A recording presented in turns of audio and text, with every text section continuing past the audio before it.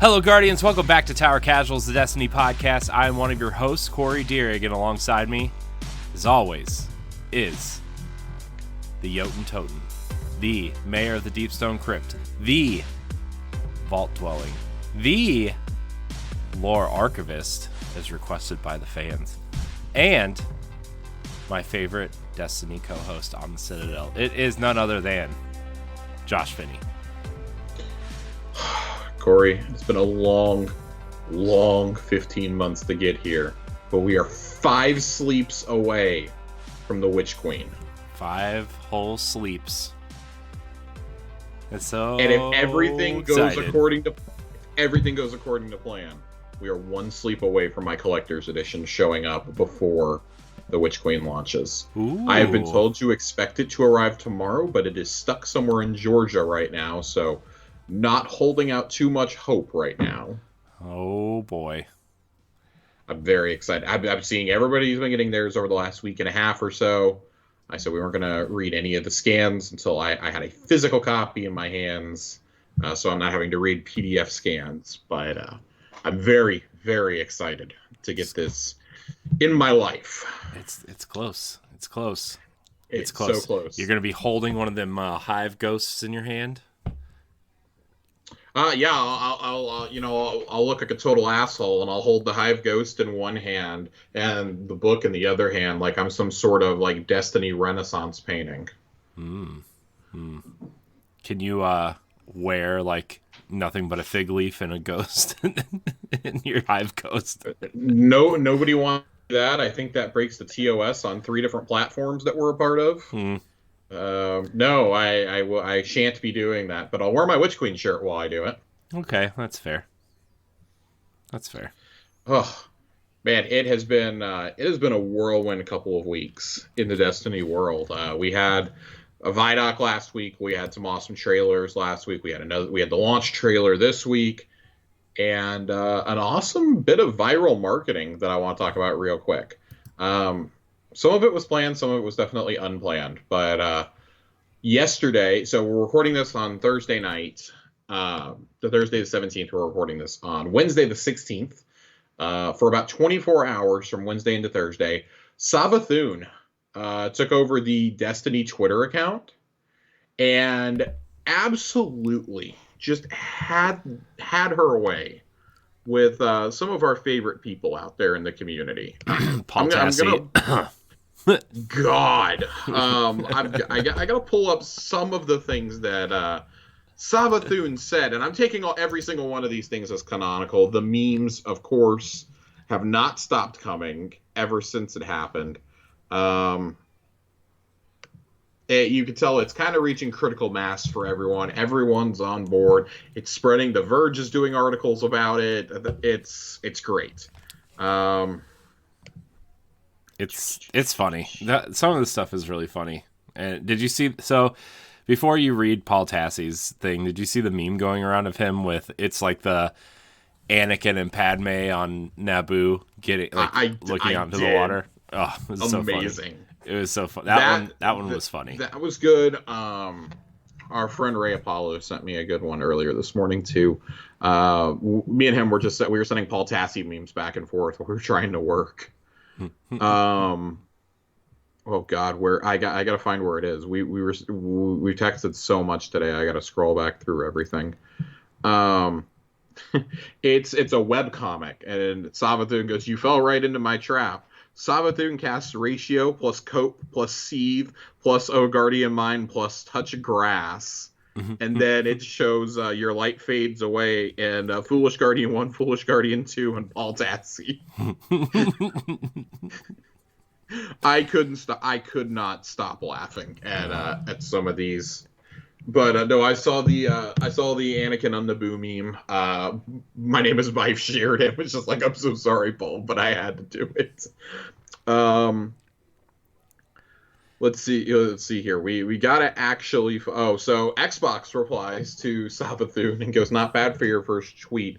Savathun comes back, "Being flawless is only difficult when you are flawed." Oh my God, just so many good. I'll protect you, Mommy Savathun. None shall hurt you. I worked so hard to rid myself of my worm. I am not looking for a replacement. Oh, it's so good. Did you kill Osiris?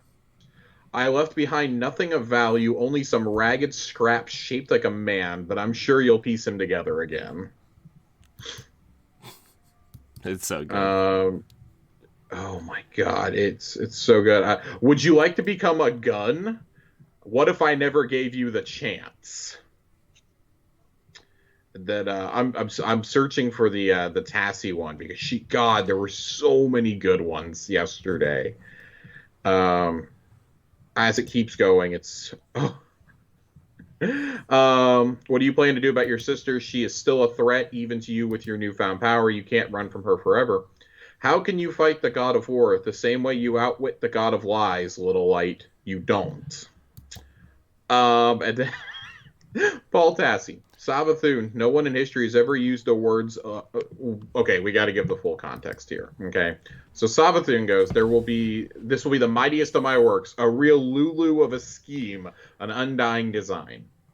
Paul Tassie responds, Savathun. No one in history has ever used the word Lulu outside the context of lemons.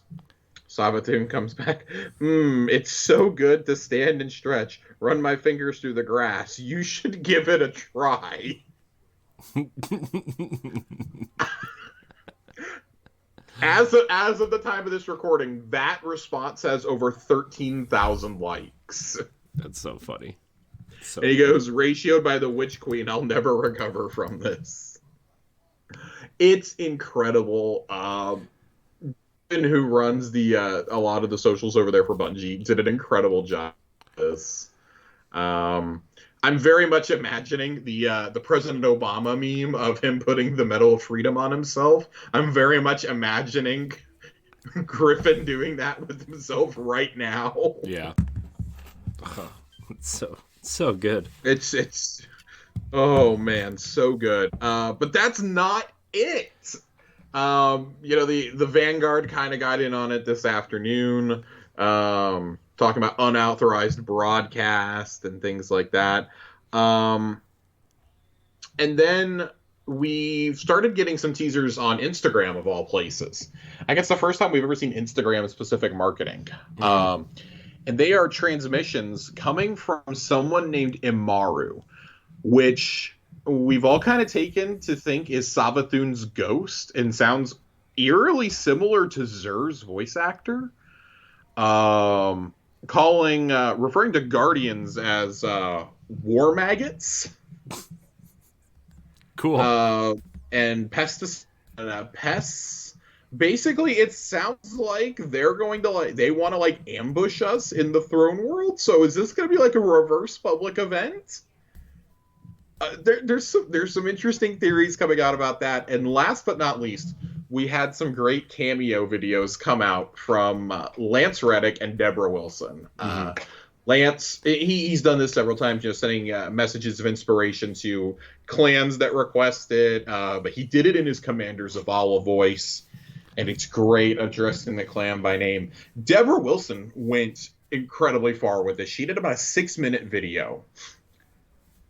Starts it out as herself and then pretends to be possessed by Savathun, rolls her eyes into the back of her head very creepily. Yeah. And then just looks dead ass into the camera. And for about 5 minutes is in character as Savathun, making fun of every one of the clan members of the clan that requested this. Mm-hmm. This is great. This is the shit that I love in this community, that even the voice actors get in on the fun. Even they're like, yeah, this is pretty great. 5 more sleeps. I don't know what's gonna happen between now and then, but 5 more sleeps. Let's go. I know 5, dude. I'm really excited. I played. Obviously, we both played the exorcism mission this week, and it's just I love when there's mission specific campaign style missions to go leading to the next thing. I just love it. I love that we haven't had it for so long. Now. Let's talk about the exorcism now. Okay. finally, after weeks of predicting it and being wrong, myself and Paul Tassi threw in the towel and just allowed ourselves to be surprised at reset. I was half expecting it to just like be up for maybe an hour leading into the Witch Queen. But had that happened with the way that this mission unfolded, I think most of us would like throwing controllers and embedding them in the drywall of our homes, or breaking our TVs or something. You get all the way through this mission. Very cool mission, by the way. You're running out. You start the fight in the blind well, of course. Not the fight, but you teleport in the blind well to the bridge that we've seen built all season in the astral alignment that nobody knew about until 2 weeks ago, mind you. Yeah. You're making your way down the bridge. There's Hive Tomb ships coming. You're fighting through small groups of ads, the occasional ogre, shrieker, etc. And then you're at the door to where the ritual is going to take place, fighting off, waves of enemies. Not a very hard encounter. Then you get inside. And what happens inside with Savathun's crystal, so both of the bosses from the astral alignment, the Scorn boss and the ogre, are both summoned there, as well as a gigantic knight that is reminiscent of the High Celibant, are all kind of summoned at various times to fight you. There's a truly staggering amount of enemies in this room. There's a lot, and there's a permanent bubble of light though from Saint. Which may be just one of the coolest additions. Like when he popped the bubble, I was playing it with our friends Ray and Nerd Generalist, and I just went, "Oh my god, it's happening!" It reminded me of the homecoming mission when you go out into when Zavala does it. I was like that was really cool, but like seeing Saint do it too is like. It's also important to remember that we've actually seen Saint do this before in game from Season of the Dawn. Yeah. Yeah. So, I loved it. I loved every single second of what happened in this mission. But you get to the end, and this is the maddening part. So people can actually break this mission in a few different ways. If you're using a sword with eager edge, you will break the mission for your teammates out there on the bridge. If you try to like sword fly down the bridge, you will actually break the progression of it because things can't load quick enough, and everybody will be kicked. Your game will just fuck up, it'll freeze, things like that. You'll be returned to orbit. The second is, this is a match-made mission, but if anybody skips the cutscene, it skips it for everybody. And I cannot tell you, thank God, the 2 times that we ran this mission, nobody skipped the cutscene. We did it right at reset. Nobody skipped it, thank God. But so many people were having issues. I think True Vanguard tried it like 5 or 6 times, and somebody skipped it every single time that he was in there. So he wasn't getting to see the ending. And people were having to like do dedicated fire teams of 6 of their clans and friend just to make sure they got to actually experience it in game. Oh wow! To advance, quest progress wasn't advancing. Like the mission is super bugged. And there was supposed to be a ship that we were supposed to get at some point as a reward, which also is bugged. And so Bungie's looking at how to give it just to everybody in the future for free. But irregardless, this final cutscene is really neat. Mara, of course, casts the ritual, does exactly what we thought she was going to do. She was going to pull a fast one and try to kill Savathun. She has the worm. And Osiris is inside the rock. Savathun has swapped places with him right at the moment of the ritual casting. Osiris's identity has been confirmed. It is not Savathun. He's not her. He is alive, but extremely weak. Very weak. And there's a reason we don't see the reunion between him and Saint. Osiris is literally in a coma at this point. There is something interesting that happens during this, though. When Mara says that they have the worm, they've removed the worm, her expression is like kind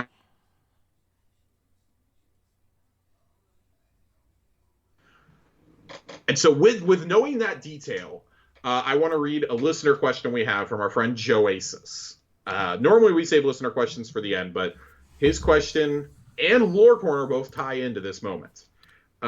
Based on the recent trailers and the exorcism ending, what is your prediction on how Savathun gets the light? In recent weeks, I've kind of pushed the theory that I thought that Crow would be there with us and that she would somehow steal the light from Glint. We don't exactly see how she gets the light here, but if I can offer a conspiracy theory, it's possible that there was still some light left in Osiris when she possessed his body, because we know that he wielded all the supers at once when Sagira died. Or maybe she was able to extract the final bit of light from Sagira before she died. Maybe that's how she died. I don't know. Yeah. We don't know. We didn't see it. It's also we didn't see it. It's also entirely possible that Mara's ritual did work. And this is my true belief, that Mara's ritual worked and that Savathun still died, but that she managed to cast her ritual and she managed to cast her teleportation in time. She swapped places with something marked with her rune, which is Osiris. We can pretty clearly assume now that she is on Mars. That's where the throne world is. I think it's possible that she died and Traveler chooses to resurrect her with a ghost. I think that based on the trailers, based on the dialogue that we've seen in this season, and really since the beginning of Beyond Light, the line between light and dark is gone. There is no, it's not as simple as good versus evil anymore, because, I mean, good guardians are using the darkness to further, the cause of justice and, protecting humanity and things like that. But we've also seen those who wield the light to it for horrible things as well. The Dredgens come immediately to mind. Dredgen Yor. The warlords of the Iron Lord area. Hell, even Shax's old buddies, running around using the light to rule people. And so I think that this is an expansion that we may not get the answer to how Savathun stole the light until the end of the campaign. It very much seems like almost like a murder mystery plot is going to happen based on the board of clues that we've seen appear since the initial Witch Queen trailer. And it does seem like Ikora and maybe our Guardian are going to be given a lot of visions by Savathun of what happens. I think it's also entirely possible to think that we know Ikora's hanging out on Mars a lot. Does Ikora's ghost get stolen? Is her ghost not in any of the trailers? Off the top of my head, I don't know. But I think that, it's not hard to put out a fake scene from a trailer. We see movies do it all the time where, we just erased something, or, we put something in and that's not really what was there. Right. Especially from like a cut scene. Yeah. Oh, from a cutscene, it's insanely easy to do. Because we won't see her in actual gameplay, but in all the cutscenes, I think it's safe to assume if you don't see somebody's ghost materialize next to them, it is entirely possible their ghost can be stolen. Mm-hmm. But I'm also wondering if Savathun, because we see that smile on Mara's face, if Savathun took over Mara. I think that's another question we have to ask ourselves. Is she residing in Mara's body? And because we don't know how much time. Canonically, does a week really pass between now and the Witch Queen or not? Right. And to my theory about Glint, this is why I want Lore Corner now. We're going to read the final page of the Ripples book, which is available in the Helm after listening to a final audio message between Ikora and Petra Benj about how Osiris was recovered, how Ikora thinks, oh my god, we just wasted all this time doing the exorcism. Savathun got what she wanted. And Petra points out, no, we got Osiris back. That is a big win. Like, his mind being back is a huge win for the Guardians. And for, the side of the light, which the Awoken have pretty clearly decided to side with humanity at this point. Yeah. So I want to read this. It's number 8, Correspondence. And it's a letter from Mara to Crow. Brother, the Witch Queen has been banished from the Dreaming City, and we are no longer bound by her secrets. You are no longer bound by your own. I have been told my trajectory leads to solitude. In truth, I believed myself arrived for some time. I would change course if given the opportunity. There was a time I feared you would lose yourself trying to follow me, but that time has passed. No matter the name you take, you are unrepentantly yourself, which is to say reluctant and stubborn in ways I find enraging. And I love you for it. I ask neither forgiveness nor understanding. I offer only sanctuary and tea if you would be amenable. I am here if you decide to come home. Mara. I think that this is really unique in the way it's presented because yes, you can read this a few different ways. You can read this as this is Mara genuinely wanting to make amends with Crow, and to be clear, that is most likely what this is. But given what we see, the expression on Mara's face, that could very easily be an abnormality in the cutscene or in the in-game models. It's entirely possible. I think that this points to evidence that she's going to try something with Crow yet again in the in-between. It's pretty clear we're not going to see Savathun with the light. I thought that maybe this would end with her stealing the light from somebody. It pretty clearly didn't. I think it's entirely possible that that's the opening of the Witch Queen, is that we see, pretty clearly that we see her in the first mission with her ghost. The question becomes, how does she raise these Hive Guardians, I think? And I'm very curious, like the way that her ghost sounds in the videos that we've gotten this week, Amaru sounds, just what happens. That sounds to me like a ghost that's been around for a very long time, not that was literally just instantaneously created. But I think the last theory that we have to consider is, because we don't know if the Lucid Brood are going to be, if we're going to be fighting them off of the Throne World / Mars. Are these just illusions created by Savathun within her throne world? I think that's another question. And so there's a lot of mysteries to unpack here. And I think the most logical answer is I simply don't know. I don't really have a prediction anymore because I think most conventional predictions were shattered with the exorcism mission. Yeah. But I do still think there's a pretty high chance that Crow plays into this. Crow and Savathun have a unique connection. She is ultimately the reason that Uldren fell to the dark side in the first fell to the darkness in the first place. Right. Through Riven. Right. And she's pretty much been behind the events of everything that's happened in the series since Cade's death. Yeah. So when we think about that, and we're presented with that idea, I think that it's more likely than not that Crow plays a major part in this expansion, whether that's just in the beginning or if it goes on. What did she put in Crow's mind when Crow touched the crystal? We have no idea. Did she do something there? Is she still spying on us, during the events of Season of the Risen? This is not something that's going to just be pushed aside for us to uncover in a later season. This is a storyline that I think is going to continue straight in. Is Crow still a major fixture of the seasons this year? Is he more of the seasonal storyteller, really, in a lot of ways, than an expansion one? And we just don't know. I think there's so many intriguing routes you can go here that I almost just want to sit back with us being 5 days away and just enjoy the ride. Yeah. Yeah, I think you make a good point. I wonder if Crow is becoming the it's like a Jesus moment almost, right? Where he's the answer no matter what happens, right? He's the answer, and I wonder if they're going to try to start exploring that side of it at this point. Yeah, I'm very excited. He's been very key to the seasonal events of this year, and a lot of that's because Savathun placed him in those roles, but also Zavala trusts him enough to be his emissary to Kaido. Mm-hmm. Him and Lord Saladin are the emissaries, and we see them, in the hangar when Kaido arrives. Yeah. So, now we have to ask, is Crow relocating to the tower this year because he's hanging out in Cade's old spot? It looks that way from the trailers. He's leaning up against the same post Cade used to, flipping the knife, and the knife flip very much looked like Petra's knife. Yeah. I was very concerned about Petra. Now we have to ask ourselves, though, because nobody actually died in the exorcism mission. Osiris, by all accounts, is alive. And I think to kill him off now, after the exorcism, would just be stupid. If you're going to kill him, you're going to kill him during the exorcism. I could see, that first mission, you're going to,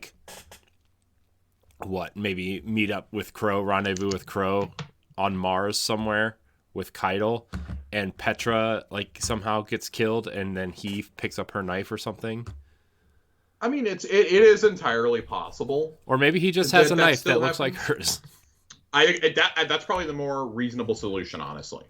Maybe it's a hunter knife. It's Mm-hmm. I was just noting, like a lot of people, it doesn't. I don't know that it necessarily looks like a Petra's knife, but he's flipping it the exact same way she does. Yeah. And like the emote does. Yeah.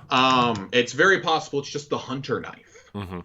I would say though that I think that this raises new questions about who is spoiler alert talking about. Mm-hmm. And I really hate to say this, but I think the writing is on the wall for Ikora.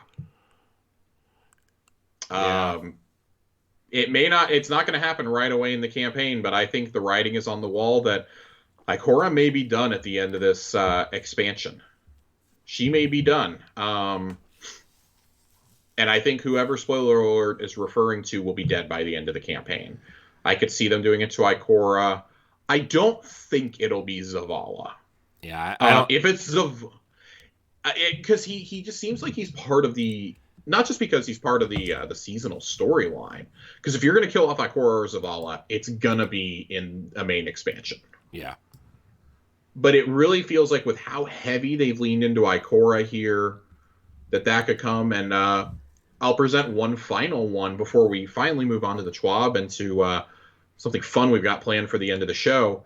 But could it be, we know that a rework of Iron Banner is coming in Season 17? Is it Lord Saladin? Yeah, and then Evert would take over, maybe? Like maybe she shows up? Yep. I mean, she's been MIA for so long. I mean, we've been talking about Saladin forever at this point, right? Because that we went through that whole lore part where he was like reflecting on his life, coming to terms with things, coming to terms with his anger about things that have happened in his life, really dealing with a lot. That makes a lot of sense at this point. He's one of the we oldest have that. Titans. We have the lore from the Empty Vessel when he went to go make amends with Zavala, and Savathun stopped him. Yeah. We have the lore from Tales from the Front, from Season of the Chosen. He was the commander of the war effort. He takes Crow under his wing. There are so many inflection points here. I mean, there's even a piece between him and Ikora that happens at one point. I think it's in some of the Season of the Chosen lore, if I remember correctly. And he is basically told by Ikora, we need you and the Iron Lords more than ever. Mm-hmm. We're weak right now on our front. We need you. And it hints that, he may be raising up a new generation of Iron Lords for real this time and won't be interrupted by the Cabal yet again. And I'm curious to see how they handle this going forward. So I think that Saladin also may play into this. That's been one of the big complaints, I think, is that Saladin and Shaxx have largely sat on the sidelines for the narrative for the entire series. They may live on in the lore, but really up until this year, outside of Rise of Iron, Saladin had he did nothing in the current day. Mm-mm. And I think it'll be very interesting. I think Shaxx is going, we're going to talk about this in a little bit with the TWAB. It seems like PvP is going to be a big focus in Season 17. So does Shaxx take on a more prominent role then?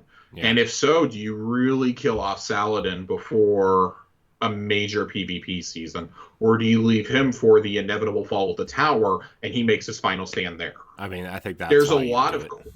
I think it is too. So I think that you have a target pretty firmly planted on Ikora's back right now. Mm-hmm. Her, and I mean, I can't even say Eris anymore because Eris just wouldn't be surprising.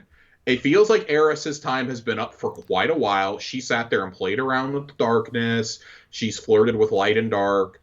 She is the expert on the darkness, basically, for the Vanguard at this point. Yeah, she's been bumming it on the moon. I say bumming it because I went back to the moon for the first time in like a year this week to go farm some bounties to save up for the Witch Queen, and goddamn, it's depressing out there. To be fair, it always was. Right. It's like, so what do we do there? Like, I don't know.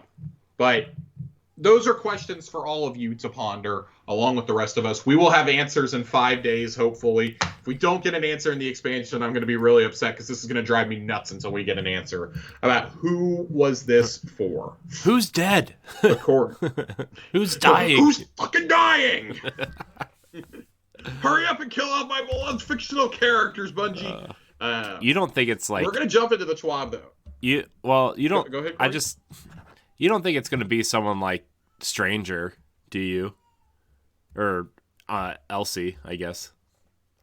So all I'm going to say is I think Elsie is the one person that is 110% safe because every time she dies, it resets the timeline.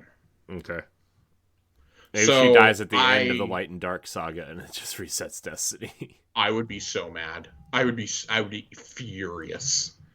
No, I think Elsie is safe. There will be an inflection point that we get to, I think, because she's already noted. Well, then again, she has noted we're in a different timeline than she's ever experienced before at this point.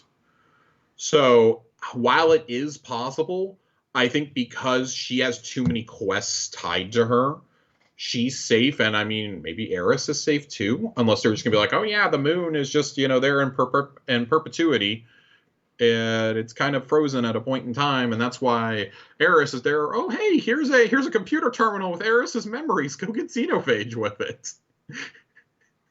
There are things that are entirely possible to do that would just be dumb, but it wouldn't be outside the realm of possibility for them to do it to us. Anna Bray is one, maybe? We are going back to Mars after all. But I feel like she's been absent from the narrative for so long that it just wouldn't hit the same. Yeah, it just doesn't. It when you gotta hit. It has to be somebody that's gonna hit hard. It's got to be someone. This is the beginning of the end. This expansion really is like Beyond Light kicked off the final phase of Destiny 2. I think if we look at it like this, I think that obviously. You look at the story of Destiny thus far. Destiny 1 is like the first act. Okay. Destiny 2, from the Red War up until the end of Shadowkeep, is Act 2.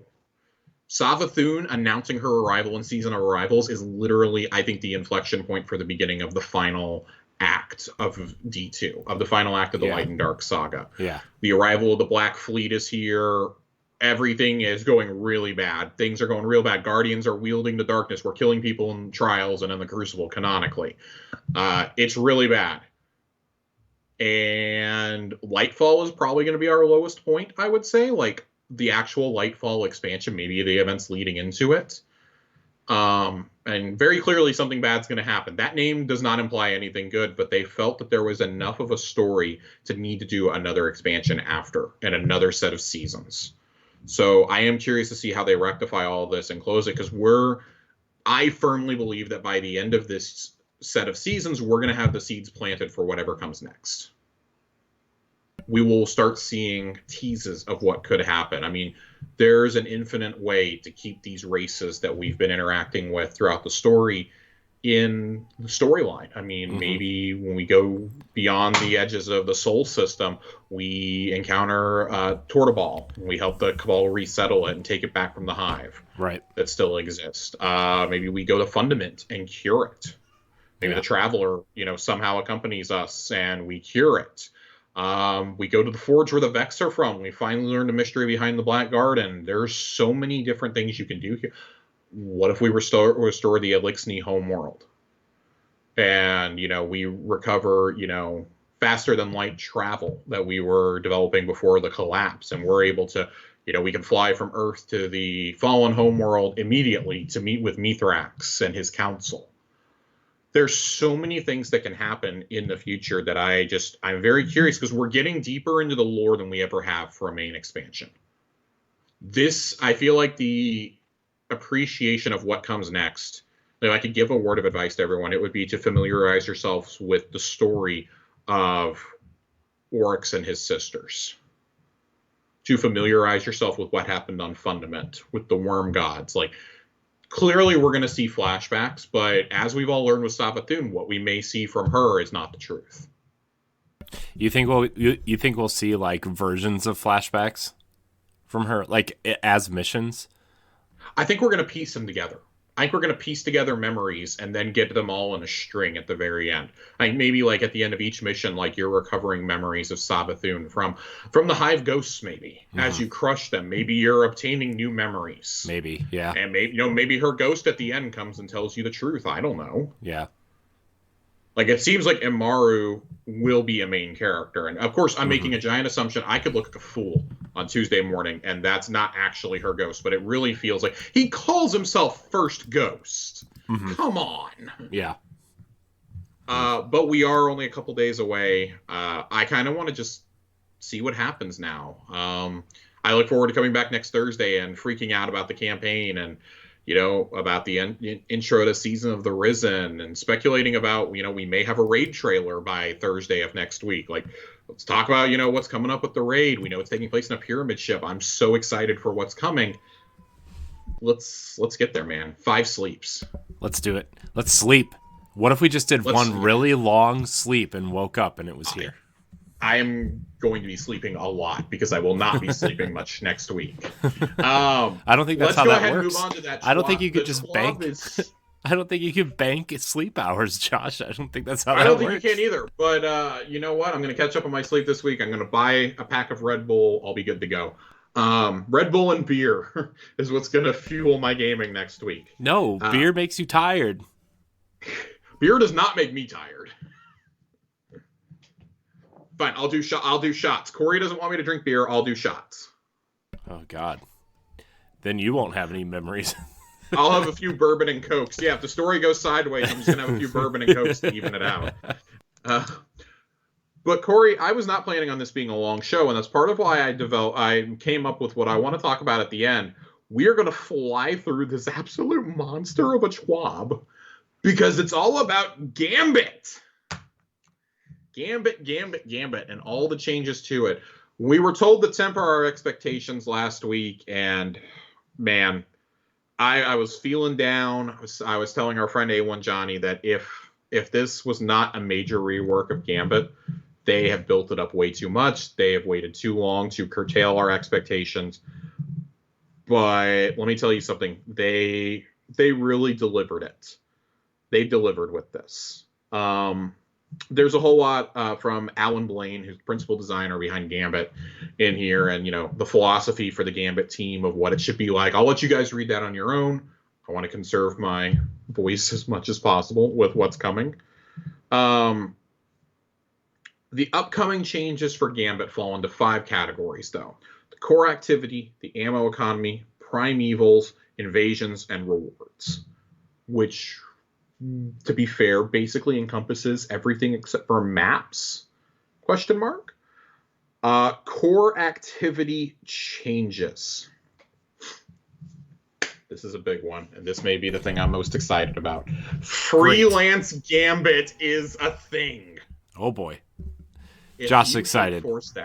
If you hate 4 stacks, if you like teammates who hold on to 15 motes for far too long and get killed by the invader, if you like the people who beat you to the heavy and then pretty much teabag in front of you, by God, this is the node for you. I do like what they say here. We see over and over again that full stacks of friends or clanmates have a significant advantage over groups of solo opponents. The modes we have added freelance to all feel like they end up with more balanced matches more often, even as they increase and split the number of matchmaking pools. We are investigating ways to remove the need for freelance nodes that split the population and hope to have something for you later this year. And they do make this note later on in the TWAB about trials as well, I'd like to note. Rotating seasonal selection of curated encounters starting in Season 16. Playing in Classic Gambit and Gambit Prime, you've got a randomly selected encounter from a list of 3 for each enemy race on each map. And Beyond Light, due to production issues, we were only able to bring one of the 3 variations forward into the new activity. Those issues have now been fixed, and we are bringing the missing variations forward. Playing with the single variation for race and map for a year led us to an interesting observation. It's fun to know that Hive on Pacifica means, oh God, Shriekers. It may not be interesting for an entire year, but we think it's interesting to have a set rotation of spawns for a season and over those 3 months really master the encounters. So no more Shriekers on Pacifica for now, but they'll be back later on in the year. Respawn points added to all fronts, section of maps where enemies can cycle in and out. It can be frustrating to always have to run all the way from the backfield after spawning before you're able to help teammates fight the invader, collect motes, etc. It can also be frustrating as an invader to always spawn at the same location on the same map multiple times in a row, or have the invader camp the entrance to avoid confrontation. More respawn points have been added to every map. Great. I cannot tell you how bad it feels to spawn in on Nessus and have to sprint from the very back all the way to the other side of the map. It feels bad every single time. It feels bad on the Pacifica map because you spawn out there in the open. Mm-hmm. It feels bad on the Earth map because you're always back in that stupid little cove. Yep. It feels bad on every single map. Mars, you're always in the cave. You're gonna fucking die. You're gonna die back there. Just Spoiler alert. You're gonna walk out and get one-shotted. Yep. It feels bad. Players will drop half the motes they are carrying when they were defeated. Ooh. No more losing all 15 motes at once. Thank God. These can be picked up by anyone, including invaders. Invaders also drop more motes now. This makes recovering from a ruthless invader or bad luck fighting enemies a little easier. Players can be revived by other players 2 seconds earlier, and auto respawn is delayed by 2 seconds to emphasize and reward teamwork. I love that. Good. All shields have increasing resistance to non-matching damage types. Not as severe as match game resistance and Nightfalls. We wanted a way to promote build crafting and teamwork. And that's good. This should be a higher end activity, I think. This is PvEVE. Or PvEVP. This is a horde mode with elements of the Crucible in it. This should be a higher end activity where you have to coordinate and you have to think about things. Rules of Gambit node added to the launch screen, and numerous Gambit-specific hints have been added to the load screens. Thank God. Thank God. Okay, so we're through the first one. Blockers, draining, and the bank. 10 mote phalanx blockers have had the health boosted. They're a good positional challenge with their shield and knockback. We felt they weren't quite tough enough for their mote cost compared to the knight, so we increased their health. True, you can one-shot those quite often with a fusion rifle or with a good shotty.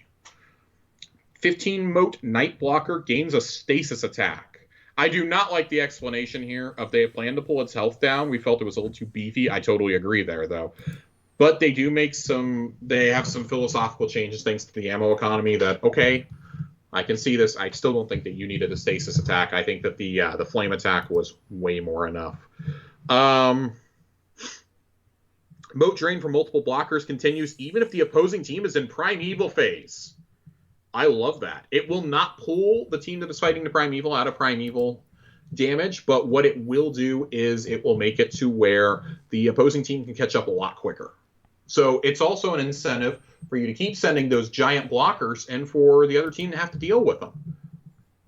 Mote drain is paused if a player is near the bank and engaging blockers. It never feels great to have your motes draining away while you pour primary ammo into 3 taken knights. Thank God. Thank God. Right. I'm here for this. Keeping somebody near the bank on invader and blocker duty. I forgot the word for a second. Invader and blocker duty will probably be a pretty key strategy going forward, it sounds like. Yeah. I like that. Make the game much more tactical. It should be. Horde modes are supposed to be more tactical. So I like this. Ammo economy changes. When completing a front, so basically a wave, a chest containing a small amount of special and heavy ammo spawns in the middle of the front and can be looted once by each player. It does time out after 20 seconds, so you can't dilly-dally. Killing a high-value target spawns 1 normal heavy brick for each player. During the primeval phase, ammo spawn in one of the fronts every 60 seconds. This replaces the regular front ammo chest, but you still need to find the time to go grab it. Limited special and heavy ammo bricks to only spawn from enemies if you have Finder mods equipped. Other ammo exotics and perks like Aeon Colt still work. And it's all pretty self-explanatory. They wanted to give more heavy ammo out more often. It never feels good to be like, well, I've got the heavy brick and I have eyes of tomorrow, I guess. You know, I'm set to be the invader forever. Or, oh, damn, I have eyes of tomorrow and I didn't get to the heavy. I guess I can't invade and we're all going to die. It never feels good to do that or to have to go over and try and primary your opponents. It works sometimes, not all the time. The primeval fight. It should have more to do than simply burning the boss as quickly as possible.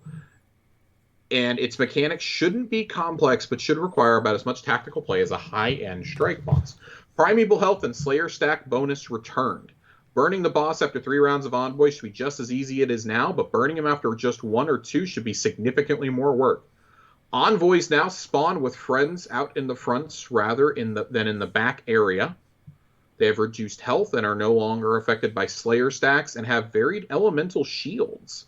Killing the Envoys to get Slayer stacks will require movement, dealing with Envoy protectors, and dealing with their elemental shields. Envoys put an invulnerability shield on the Primeval. You must kill them both to remove it and damage the Primeval, forcing your team to go out and invade. Envoys respawn at 30% of the Primeval damage done. This increases by 10% every Envoy respawn, and Envoy stops spawning after the 5th spawn. And finally, thank God, I danced around the apartment reading this one. The Primeval Servitor boss, a.k.a. Gambit Meatballs, has been removed since the custom shielding mechanics conflicted with new mechanics. The Malfeasance quest will now start on your first Primeval kill. I'm so happy about this. There is no worse feeling than getting to... I mean, if it was the meatball, it often meant that the other team could catch up, but nobody understood to shoot the fucking shields. No. You guys shoot those balls, or like, oh, it never feels good. You just cast a super, and all of a sudden there's 4 shields up, and you can't help take care of them. It never feels good. Yeah. And then last but not least, for gameplay changes, invasions. A good invader should be able to turn the tide of a match, but a good invader should be no more important than any other equally skilled team member. We don't want a single good invader to completely dominate match income, and they certainly do now. However, we still want a good invader to be able to delay a strong PvE team from finishing off the Primeval. Level advantage is now disabled for invader PvP. It actually has been since the start of Beyond Light. Surprise! One of the moat phase invasions has been removed. Invasions now trigger at 40 and 80 moat thresholds. Primeval phase invasions are unchanged. Invasions can no longer be saved up. Use it or lose it. Thank God! It never felt good for a very strong team to save up 3 invasions and hit you just back to back to back to back to back. It never felt good, ever. Nope. And drain all your moats at the same time. It felt awful. Invaders can no longer see how many moats enemy players are carrying, and player nameplates fade out when the invader is aiming down their sights. You can still see them through walls, just not while you're engaging rocket tracking or using sniper zoom. And they have fixed the bug with Primeval healing effect, and now invader kills heal the Primeval for exactly 27% each time. This sounds like a lot, but it's actually less than the optimal amount prior, which ranged anywhere between 5 and 35%. They are ready to retune this one as necessary. They say that right off the bat. They're watching, and they are ready to go if they gotta fix this. So with all that taken into account, for just gameplay, and we still have some more Gambit changes to get through, but just gameplay, this sounds much more closer to what we imagined Gambit Prime would be, right, than what we've had for the last year and a half. Yeah. Yeah, definitely. I will tell you right now, I want to see how this plays first. I'm still slightly annoyed that there's been no change to reputation for Gambit.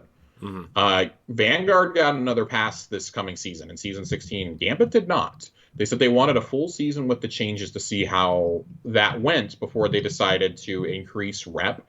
Spoiler alert, I think you're going to have to increase reputation gains. But I will tell you right now, these changes will have me in the Gambit playlist more. Yeah. This feels a little bit better, but I'm going to tell you right now, if you're going to make it more work, like the Primeval phases, you're going to have to increase the rep gains. Yeah. For wins and losses especially. You're going to have to increase that. If this really is higher end, it should not be an activity that I feel like I have to do on double Infamy Week just to have a chance at advancing it. Right. So, That's it always never the feels worst. good. That's always the worst, Yeah. when you feel like the only way you can progress is if you go in and double rank. Yeah. Just It never feels good ever. I hate it. And Gambit's always been the worst at it, it feels like, for some reason. Maybe it's just because like the Always. mode just isn't fun after like 1 or 2 rounds, right? Like it sucks, especially when It's you're going up not against fun by yourself. You're usually up against stacks. Like, I think with the freelance node, I'm much more inclined to go play Gambit on my own now. Yeah. And I think that that'll make it much more of a challenge for a team, too. 2 4-stacks going up against each other could be really fun. Yeah. I don't know. Maybe I'll actually enjoy Gambit again. But I look forward to trying it out and playing it some. Probably not until we get through at least the first week of content, though. I don't think I'll be dabbling in Gambit for anything other than my powerful drop that first week. Maybe the week leading up to the raid, I'll be playing some more Gambit. But this is what's got me jazzed here, though, this next one. This is my other favorite change to rewards. Gambit is the second of the core rituals after Trials of Osiris that get Engram focusing options. You can focus the Gambit Engram into either armor or weapons for 10,000 Glimmer and 50 legendary shards. Gambit weapons will include Crowd Pleaser, the heavy grenade launcher, Bottom Dollar, that slick hand cannon revolver that everybody wanted during Season of the Chosen, Trinary System, the fusion rifle, I believe also from Season of the Chosen, Borrowed Time, the SMG from Season of the Splicer, and this season's Servant Leader, which is far and away one of the absolute best playlist weapons that we've gotten all year, as a primary scout rifle at a 260 archetype. Very reminiscent of Randy's throwing knife and Trustee. Brand new Gambit weapons are drop only for the first season and then will be available for focusing.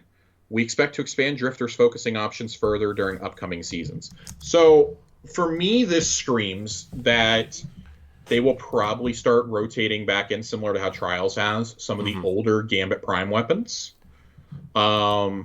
They make a note right here also that Bygones, Trust, and Bad Omens have been removed from Drifter. You can no longer go and buy those curated rolls.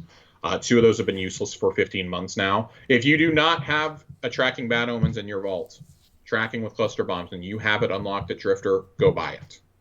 Go buy it, throw it in your vault. Having a tracking cluster bomb Bad Omens never hurt anybody. And it's fully masterwork the second you buy it. So totally worth it. With this, though, can I make one request? I really, really, really want them to make the legendary ornaments for the Gambit weapons drop as random rewards from the end of matches. That would get me to grind out Gambit, because I can't tell you, I've wanted the Gnawing Hunger ornament for like 3 years now, and I've still never gotten it because it's not in the game anymore. Yeah. It was made unobtainable shortly before Beyond Light came out.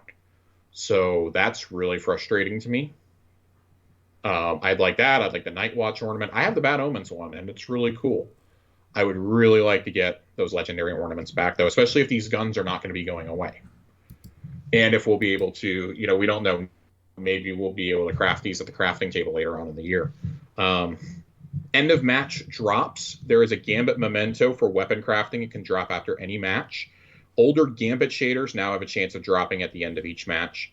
And Prime Evil Servitor cosmetic drops can now drop at the end of any match, along with the Furtive Shell Ghost, which is currently available at Drifter for a set number of resets. So that's all really cool. I think that that's totally needed. It's mind-boggling that it took this long for these changes to come in. I know.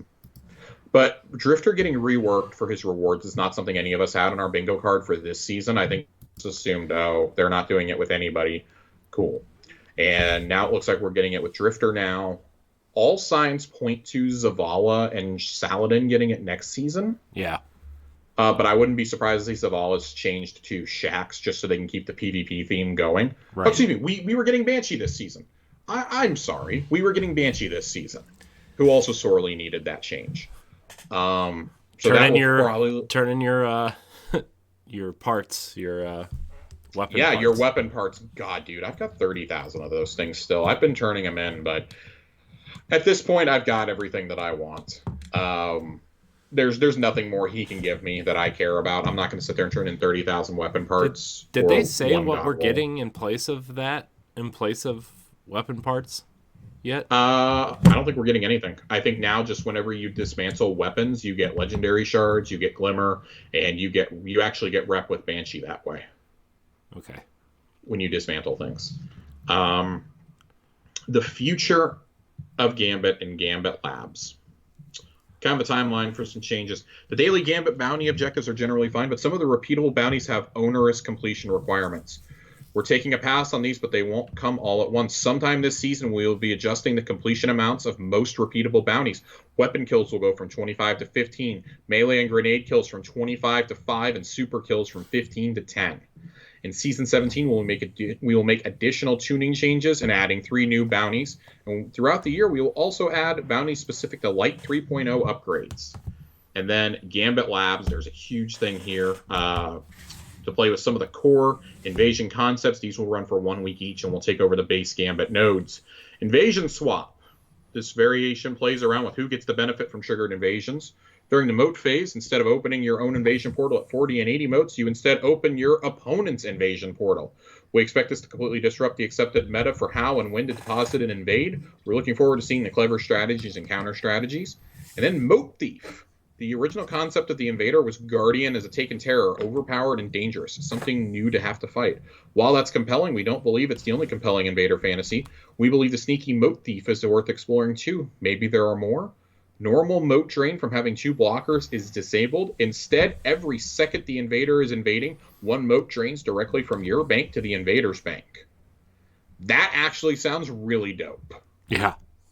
I think both of these sound really cool, and I really look forward to playing around with these. If Gambit had more variations like this, I think it would be a lot of fun.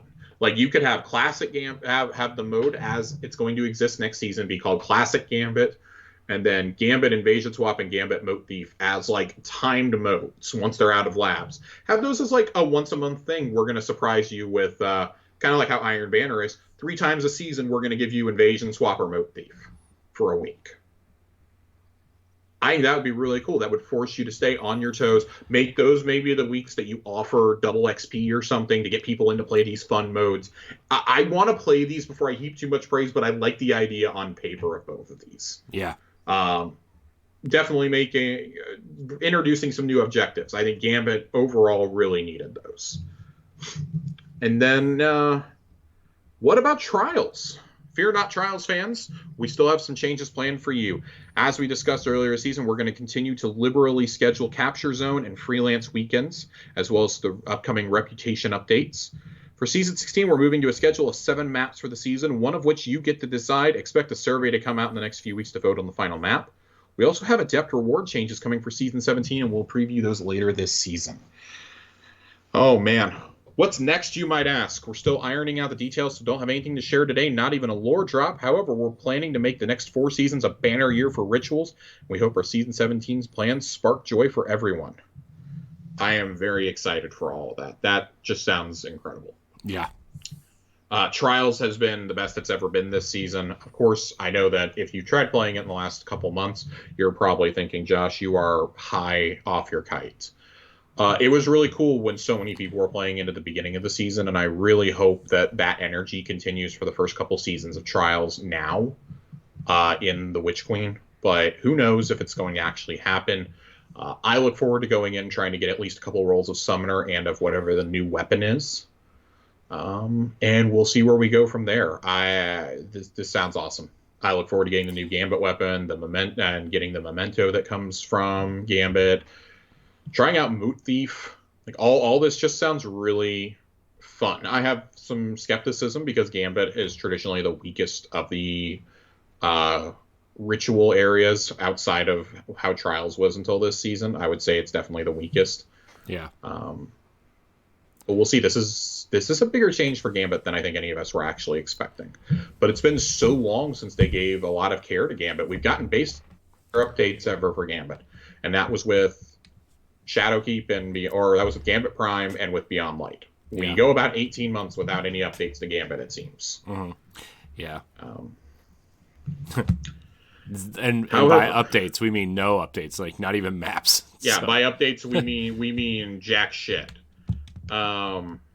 God. Okay, bear with me. We are a little over halfway through this TWAB right now. It's okay. Final patch note preview.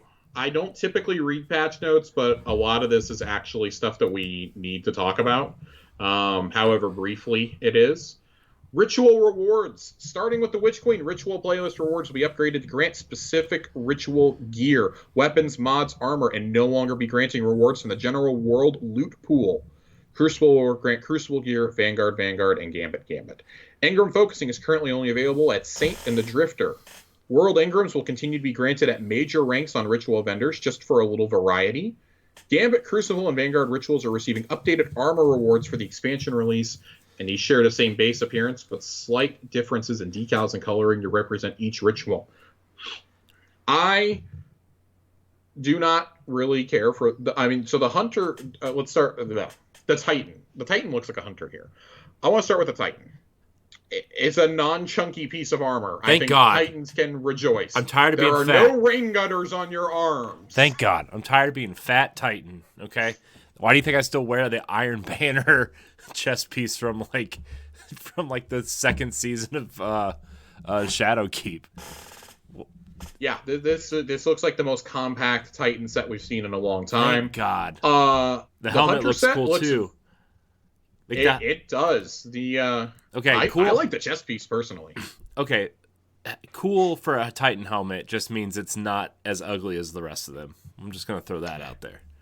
It looks these all kind of look similar to the Sparrow Racing League armor and to like the Guardian Games armors in a lot of ways.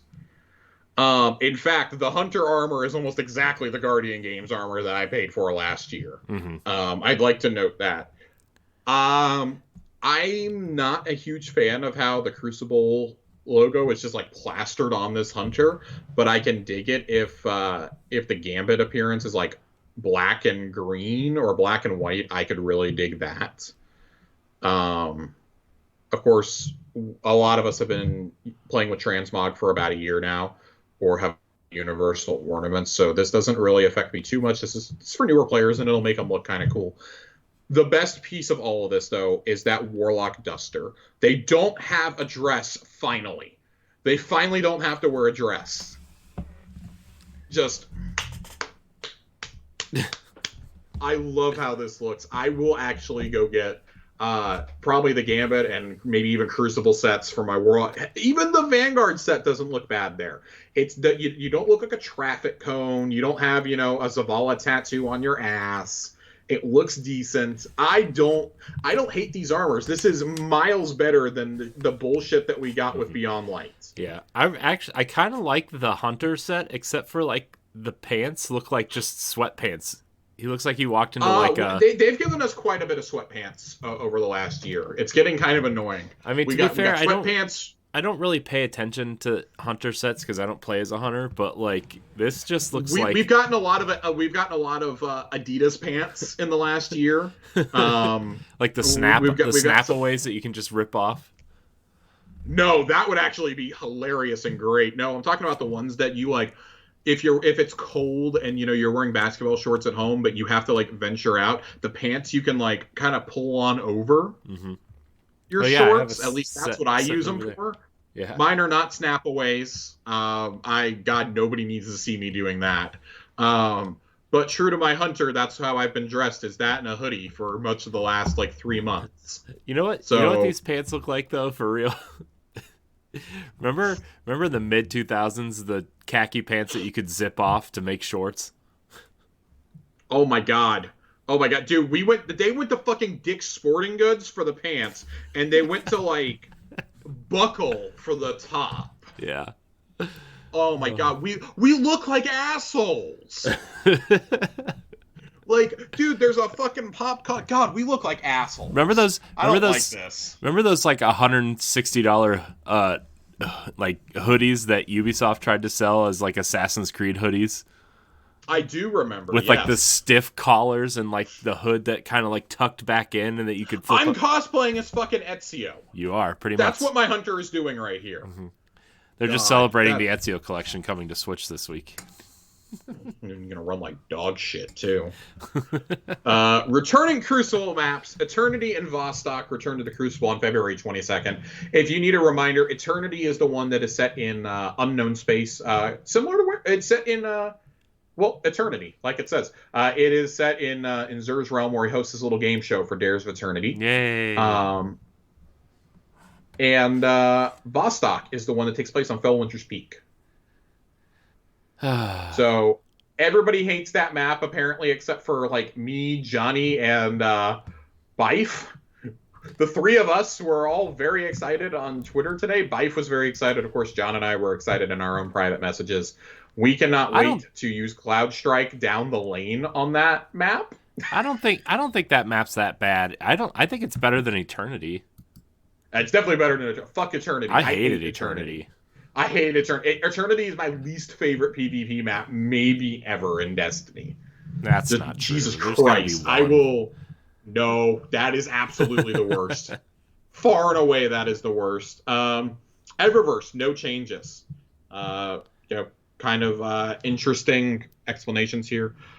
They had to address this, DMG later clarified on Reddit, because they were getting a lot of questions that there were rumors going around that they were going to reduce Bright Dust gains and that they were going to reduce the price of things in the shop or increase the price of things in the shop. And he's like, no, nothing is changing. No changes to Bright Dust acquisition or totals compared to that of Season 15. So this current season, it's going to be the same, through the season pass and through your challenges and your vendors and things like that. Players will continue to earn Bright Dust from seasonal challenges, repeatable bounties at specific vendors, and through the season pass. And then you get a look at this hot new Universal Ornament set, which I'm going to beg Corey to make our thumbnail for tonight. The one with the weird looking hunter dude in the middle with the sword. God damn, this looks hot. I love this armor. I'm going to ignore kind of the goofy looking hunter helmet. I am shocked that you like this armor. Without the eyebrows, I think that's actually a pretty great set of armor. You know what the hunter helmet looks like? It looks like Super Shredder from Secret of the Ooze. Dude, it looks like an Ultron. It looks like Ultron. It's Ultron with eyebrows. It's like Tony Stark went, how can I ruin James Spader's career more? It's great. I like it. Season pass changes. Oh boy. High stat seasonal armor has been reintroduced to be awarded between ranks 57 and 87. Thank God. I no longer have to go grind out specific seasonal 87? activities. All the way up to 87. Yes, Jesus sir. Christ. No, not your total ranks 57 and 87. Not your statistical value. Oh, your ranks. Oh God, I was going to say yes. What the fuck? Yes. I was like, what? I was wondering why you were reacting that way, and then it clicked. Never mind. Legendary Engrams have been replaced. Legendary Engrams have been replaced with focused Umbral Engrams. 5 in total, each focused to a different armor piece. I assume that this will be seasonal armor. And that's probably how you're going to get the seasonal armor to drop. Now, all Umbrals will be at Tier 2. Season Pass emblem has been removed, but we have introduced a Season Pass Sparrow. Ooh. Scrounger bonuses with increased seasonal weapon armor drop chances and ritual activities have been overhauled. Weapon Scrounger bonuses are no longer separated by weapon type or ritual activity. Now apply to both Season Pass legendary weapons and all activities all at once. 2 Weapon Scrounger bonuses instead of 6. The first bonus will grant a small chance to receive the weapon from ritual activities. The second bonus gives the improved chance. Total drop chances unchanged from previous seasons. Armor Scrounger bonuses no longer separated by activity, etc., etc. Aside from the emblem, no items have been removed from the Season Pass, only added. A number of rewards such as Glimmer and Legendary Shards have been consolidated to make room for high stat armor. A small amount of upgrade modules have been added. The order some rewards are required has been tuned to accommodate the above changes. Great. Absolutely great. Could we get a tiny bit more Bright Dust in the Season Pass? I don't want to sound too greedy, but could we get a little bit more? Don't you have enough? No, I don't. I need to get back over 100K, Corey. I have a mighty need. I have a problem. God, good thing Bright Dust. I'm almost back to 90K. I bought a lot of emotes the last few weeks. Oh my gosh, dude. The Thrallaway is now gone. It's gone. Fixed an issue where Shadow Thrall and the Shattered Throne were unintentionally granting investment rewards such as Glimmer, Engrams, and XP. As players begin to craft weapons and level up their Season Pass, we want to ensure gameplay rewards are earned by playing and completing activities, bounties, or just hanging out with friends and patrols while defeating minions of the darkness. And then, here we go. The big one. We're so excited for this. Boss Stomps. Adjusted the physics knockback for Boss Stomps. This should result in fewer deaths from being knocked into objects. Thank God. I got yeeted into so many walls in a row last night in Dares of Eternity. It wasn't even funny. 3 times in a row, the same boss. As I got rezzed, I got immediately stomped into a wall and insta-died. I got really tired of the same Guardians coming over to revive me each time. Stop dying. Next week we'll have a full roundup. Do what? Stop dying. I was trying to stop dying. Next week we'll have a full roundup of patch notes available for you to read through. Time is TBD, but our goal is to give you light reading before launch. That usually means that we get it around, I would say, 7 a.m. Pacific time. So about 10 a.m. Eastern, we should be getting it. We usually get it in like that last 2-hour window prior to an expansion. That's also usually when people like start to be able to data mine what's going to be in the season pass and what's going to be in Eververse and stuff. The data mining, just as a warning, if you don't want to know what some of the rewards are going to be for various activities, what anything looks like, and there will almost certainly be dialogue spoilers going around by the time the game launches, I would advise the second the game goes down on Monday night, you mute a lot of words about Destiny, Bungie, Savathun, Throne World, Raid, etc. Because depending on who you follow and who's like in your sphere, on Twitter especially, you will probably get spoiled on things. There have already been a few things that have been data mined this week in regards to some of the weapons, a couple of which I'm extremely excited about, but I don't want to talk about because they're not actually in the game yet, nor has it been like acknowledged by Bungie itself. It's gained just enough traction to be on Twitter and Reddit. If you want to see them, go look for them. But one of them, when you see it, you will know that is instantly going to become my new favorite primary weapon. If you know me at all from talking on this show and know what kind of build I run, I'm very excited. Oh my God, we're almost By the way, done. Speaking of builds, shout out to A1 Johnny who sent me all the Stasis Titan builds, and I've been yes, playing around with it. I'm doing that with our friend Ray right now. Yeah, with Stasis and Elemental Well mods. Ooh. Ooh. Give me all these tingly feelings inside. The Peter tingle, some might call it. Ooh. Steel Series is doing a Destiny collaboration with a new headset, a mouse, and a oversized light-up mouse pad. This stuff is hot. The mouse pad is very reminiscent of the original login screen. Mm-hmm. They used to be super duper bright. For Destiny 2, you're talking about. Yeah, it used to fucking blind you. But this looks like it. It looks like the cover of my Destiny 1 Steelbook as well. Mm-hmm. I have no shame in admitting that I have already ordered the mouse pad, and I may cave and get the headset. I don't have a PC, so I can't get the mouse. I kind of want the headset, but also it's probably like, it's not excruciating. It is so $60. $60 for the headset, $70 for the mouse pad, I believe, and $60 for the mouse. I believe are the prices. And each of these come with a special emblem as well. Why is the mouse pad so much? It lights up, it plugs in, it's giant, etc. That sucker is going to take up most of my desk when I plug it in. I mean, it's probably like the big black one I have on my desk now. It probably just, like you said, it lights up, but I don't know, $70, man. I mean, there's licensing fees and stuff associated with that too. Yeah. So I know. I'm personally buying this. I really want. I don't have a good mouse pad. I am hoping to see sometime in the near future, and I would really like to have this on my desk. My desk is old and looks bad, and I would really like something to cover that up. Also means that when I accidentally drop things on my desk, they will be muffled a little bit. So, really looking forward to that. They are available for pre-order now. It is a limited collection. So if you want those, I would suggest getting on those. Long Live the Queen Twitch subscription bounty. Back when the 30th anniversary pack went live, we introduced a new Twitch subscription bounty emblem for all players to earn. It's been wonderful seeing so many Dresgit emblems in post-game credit reports and Crucible lobbies. With the release of the Witch Queen, we felt it would be a fun time to introduce a new emblem. Starting at 9 a.m. Pacific on February 22nd, completing the Twitch sub bounty will award players the Long Live the Queen emblem. This is very reminiscent of Void 3.0 mixed with the Throne World. It looks pretty hot.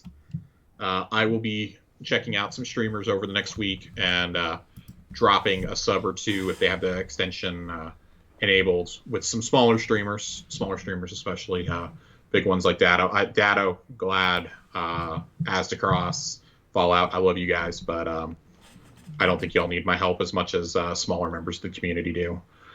So look forward to being able to do that. Again, as a reminder, the Witch Queen preload will begin at 7 p.m. Pacific on February 21st. Destiny will be brought offline at 6:45 Pacific. You can do the math to figure out what time that is in your region if you're not in North America.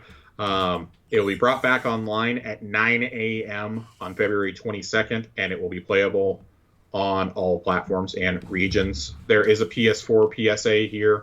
We talked about it last week, I think. No, we did not. Playing the PS4 version of Destiny 2 will be required to re-download all associated Destiny 2 required content before playing the Witch Queen. This will only be able to be downloaded by launching Destiny 2 after the 4.0.0.1 patch is released. That sucks so bad. After all downloads have started, you can safely close the game and required content downloads. Now, it is important to be noted that you can still launch the game when it's offline. You don't have to wait for the Witch Queen to be live. As soon as your pre-download is done, you can do this. It sucks for people with slow internet connections, though. This is going to be a nightmare for them.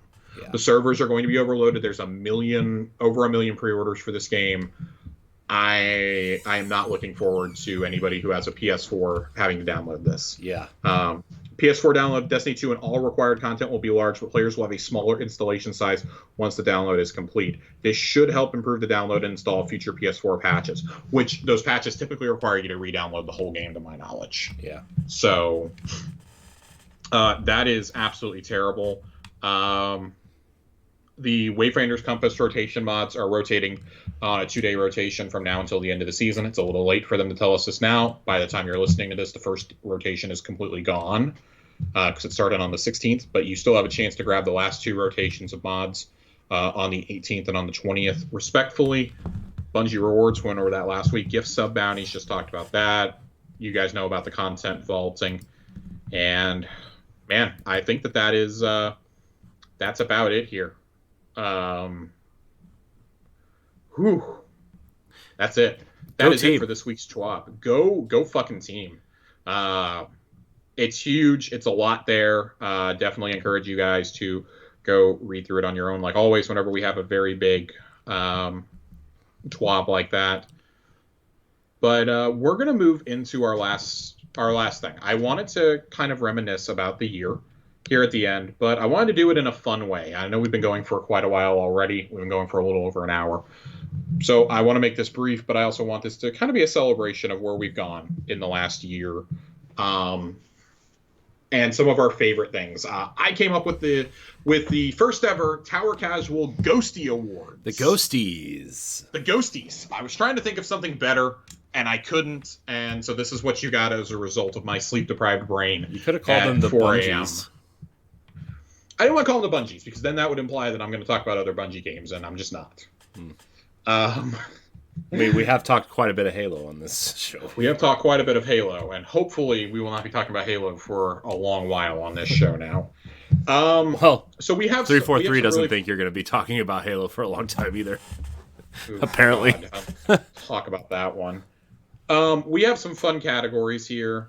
We're going to go through. I didn't really do these in any sort of specific order.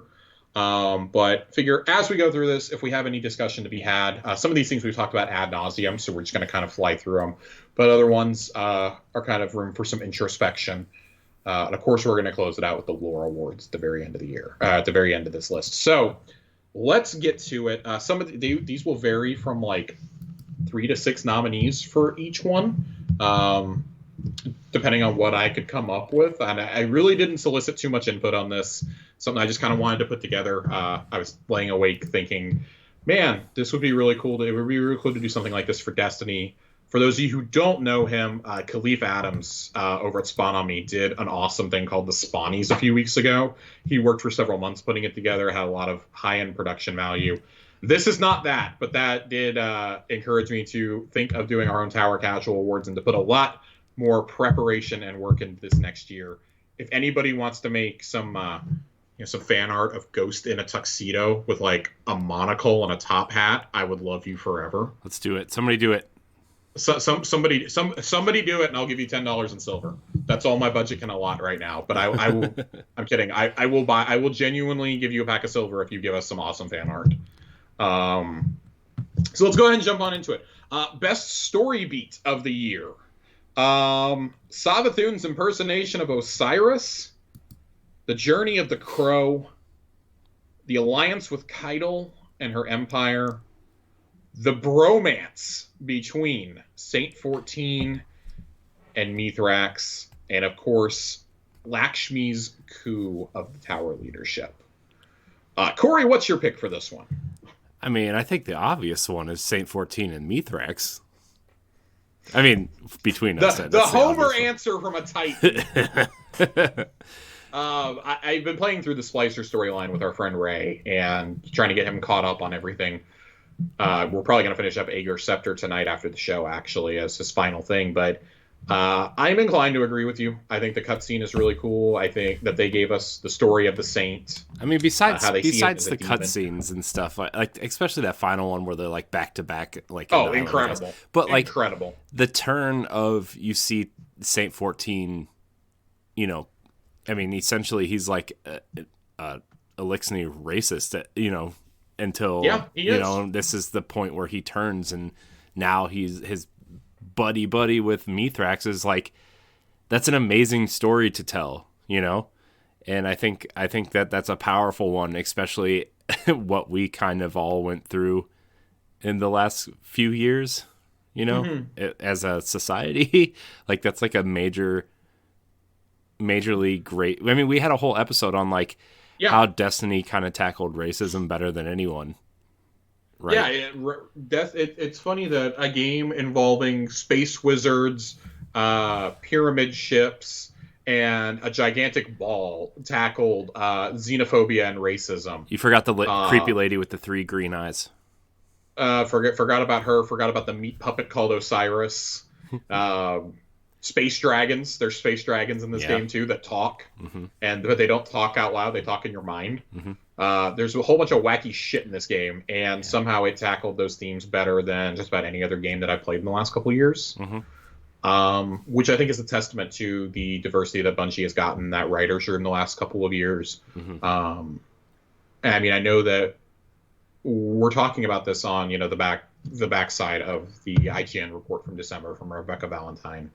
About the issues at Bungie, but that there seem to be some genuinely good people there who are trying to drive the studio and the narrative into much more positive places and into much more progressive spaces. And there's nothing wrong with that. I mean, you're able to, you may call it, they have an agenda. And well, I mean, the agenda is equality. The agenda is that every person is a person, that, you deserve to be who you are unapologetically. Unless you're a fucking racist, and then, in which case, goodbye.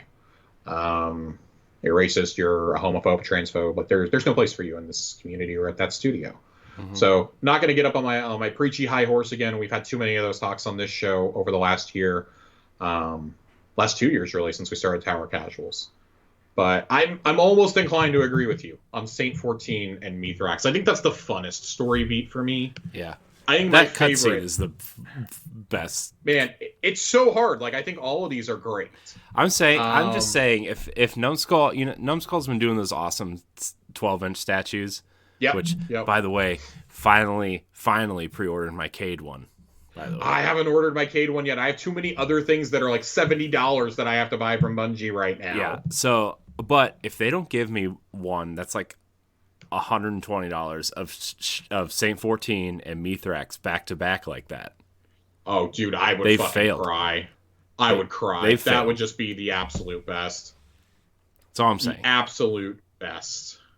Oh my God, they're going to hear you, and I'm going to spend more money. My pick is either Savathun impersonating Osiris or The Journey of Crow. I don't think any of us expected to be as moved by Crow's journey as we were. Obviously, we've covered both of these in extreme detail. That's why I said some of these we're going to try and fly through. But I think my pick ultimately comes down to Crow's journey, specifically the Hawkmoon quest, is absolutely incredible. Crow is the second Guardian to ever truly hear from the Traveler. that we know of. The speaker finally heard from the Traveler in his dying moments. But Crow is the only other one besides us to ever get visions from the Traveler themselves that we know of. And that's pretty significant in and of itself. I mean, that hints that he may be the leader of the city in the future. Maybe he's the Tower Commander in Destiny 3. Who knows? Favorite legendary seasonal drop. So what's a seasonal drop? That is a legendary weapon that you can get from Hunt, Splicer, Lost, or Chosen. I tried to pick a weapon from each season here. Sorry, Season of the Lost. Yeah, well, I mean, Season of the Lost got one, but I don't think that it did. I don't think that either you or I really liked the weapons from Lost. No. This is our awards show. They were. I mean, they were fine. They weren't anything to remember, right? It's no Chroma Rush, you know. Well, it's funny that you say that. First on our list is Chroma Rush. Threaded Needle, the Season of the Chosen linear fusion rifle. This will not be the last time that you hear me talk about this one tonight. Deafening Whisper, the breech-loaded grenade launcher from Season of the Hunt.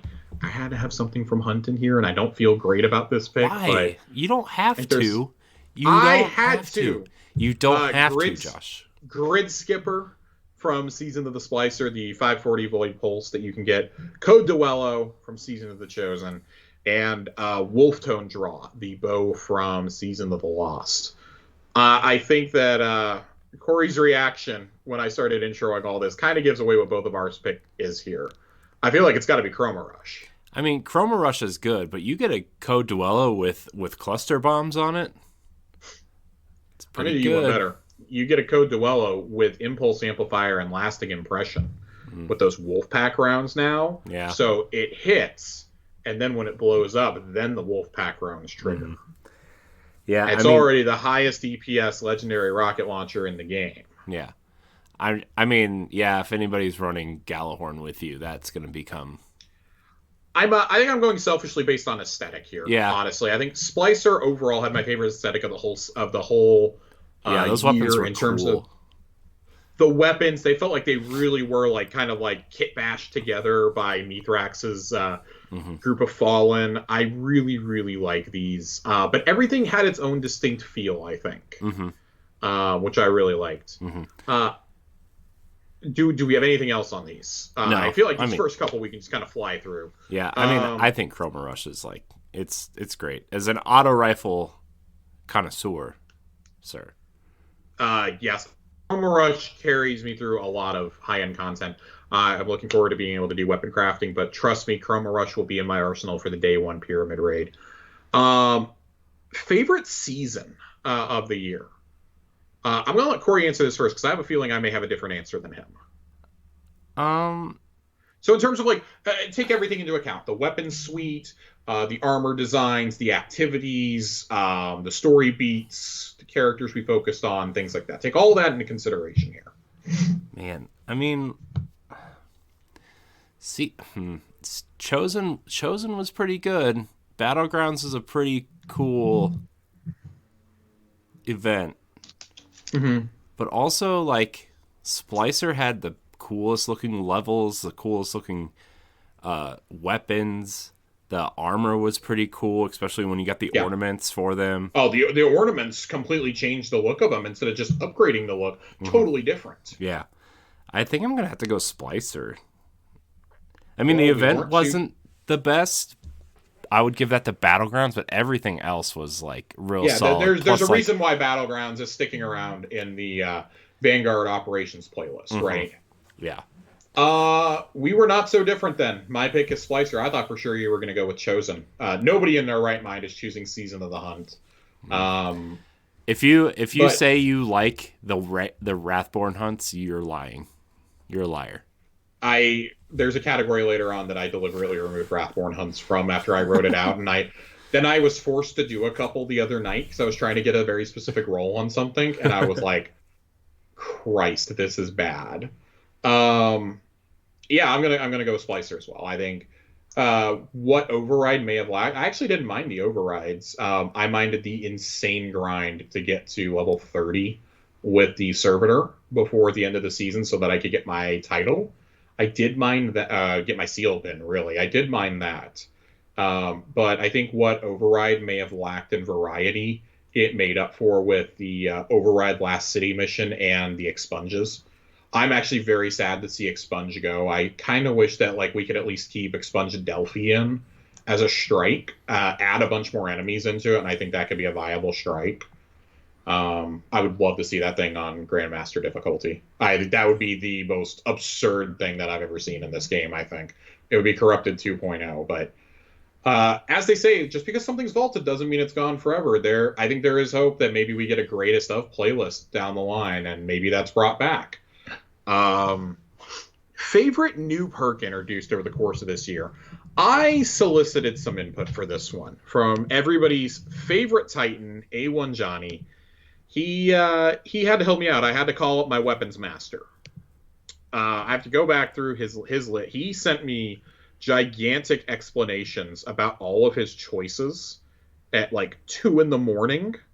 A couple of nights ago, and I got to tell you something. I was not expecting all of his choices here, but he and I kind of thought along the same line. So let's go ahead and get to them. Favorite new perks: Impulse Amplifier, Lasting Impression, Frenzy, Perpetual Motion, Headstone, and then I wanted to pick one of John. John had Headstone and Lasting Impression on his. I am going with Chain Reaction. It's not technically new. It is a universal perk for the first time ever. It rolls on swords, grenade launchers, rocket launchers. It's absurdly fun. I think out of this list, Headstone kind of comes in at the last minute to take it. I think if we had done this even 3 months ago, if we had done this before the anniversary event, I think I would have said Lasting Impression. But man, Headstone and Perpetual Motion came in really fast at the end of the year. Perpetual Motion, dude, was like, I mean, that changed everything. That's a pretty game changing perk for me. Yeah.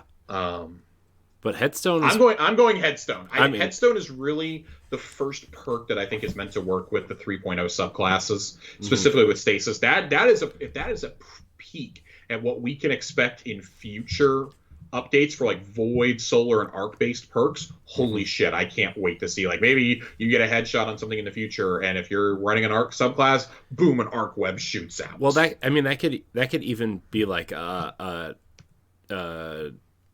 damage over time, right? Like I mean, that could be like a really good perk to have on weapons for damage over time, because like there's not a lot of that in Destiny at all. So no, they're usually built into the Weapons of Sorrow. Yeah. I think that's a really good point. I really, really, really like Headstone, though. I'm excited that it is coming.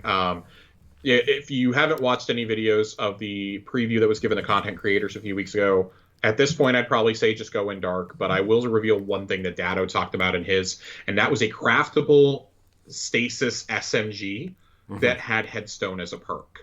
I have never been more excited for a weapon in my life in Destiny, knowing that I can craft that with Headstone and how that plays into the build I'm currently running on my Hunter. With those new Hunter gauntlets, I'm so excited. I'm like quadrupling down on Stasis for PvE and PvP right now. Don't get me wrong, Peacebound is cool to have Headstone on, but having that on an SMG, like in a room of Thrall or Scions, right, or Dregs, like, oh my god, this is getting that amazing. Yeah, getting that on a Pulsar and SMG is going to be like huge. I left off a perk that I think a lot of people probably expected to hear about here. I left Eager Edge off of this because yes, it's a very fun perk. It's hilarious to see the videos, the sword lunges. It's more wacky than Halo has ever been.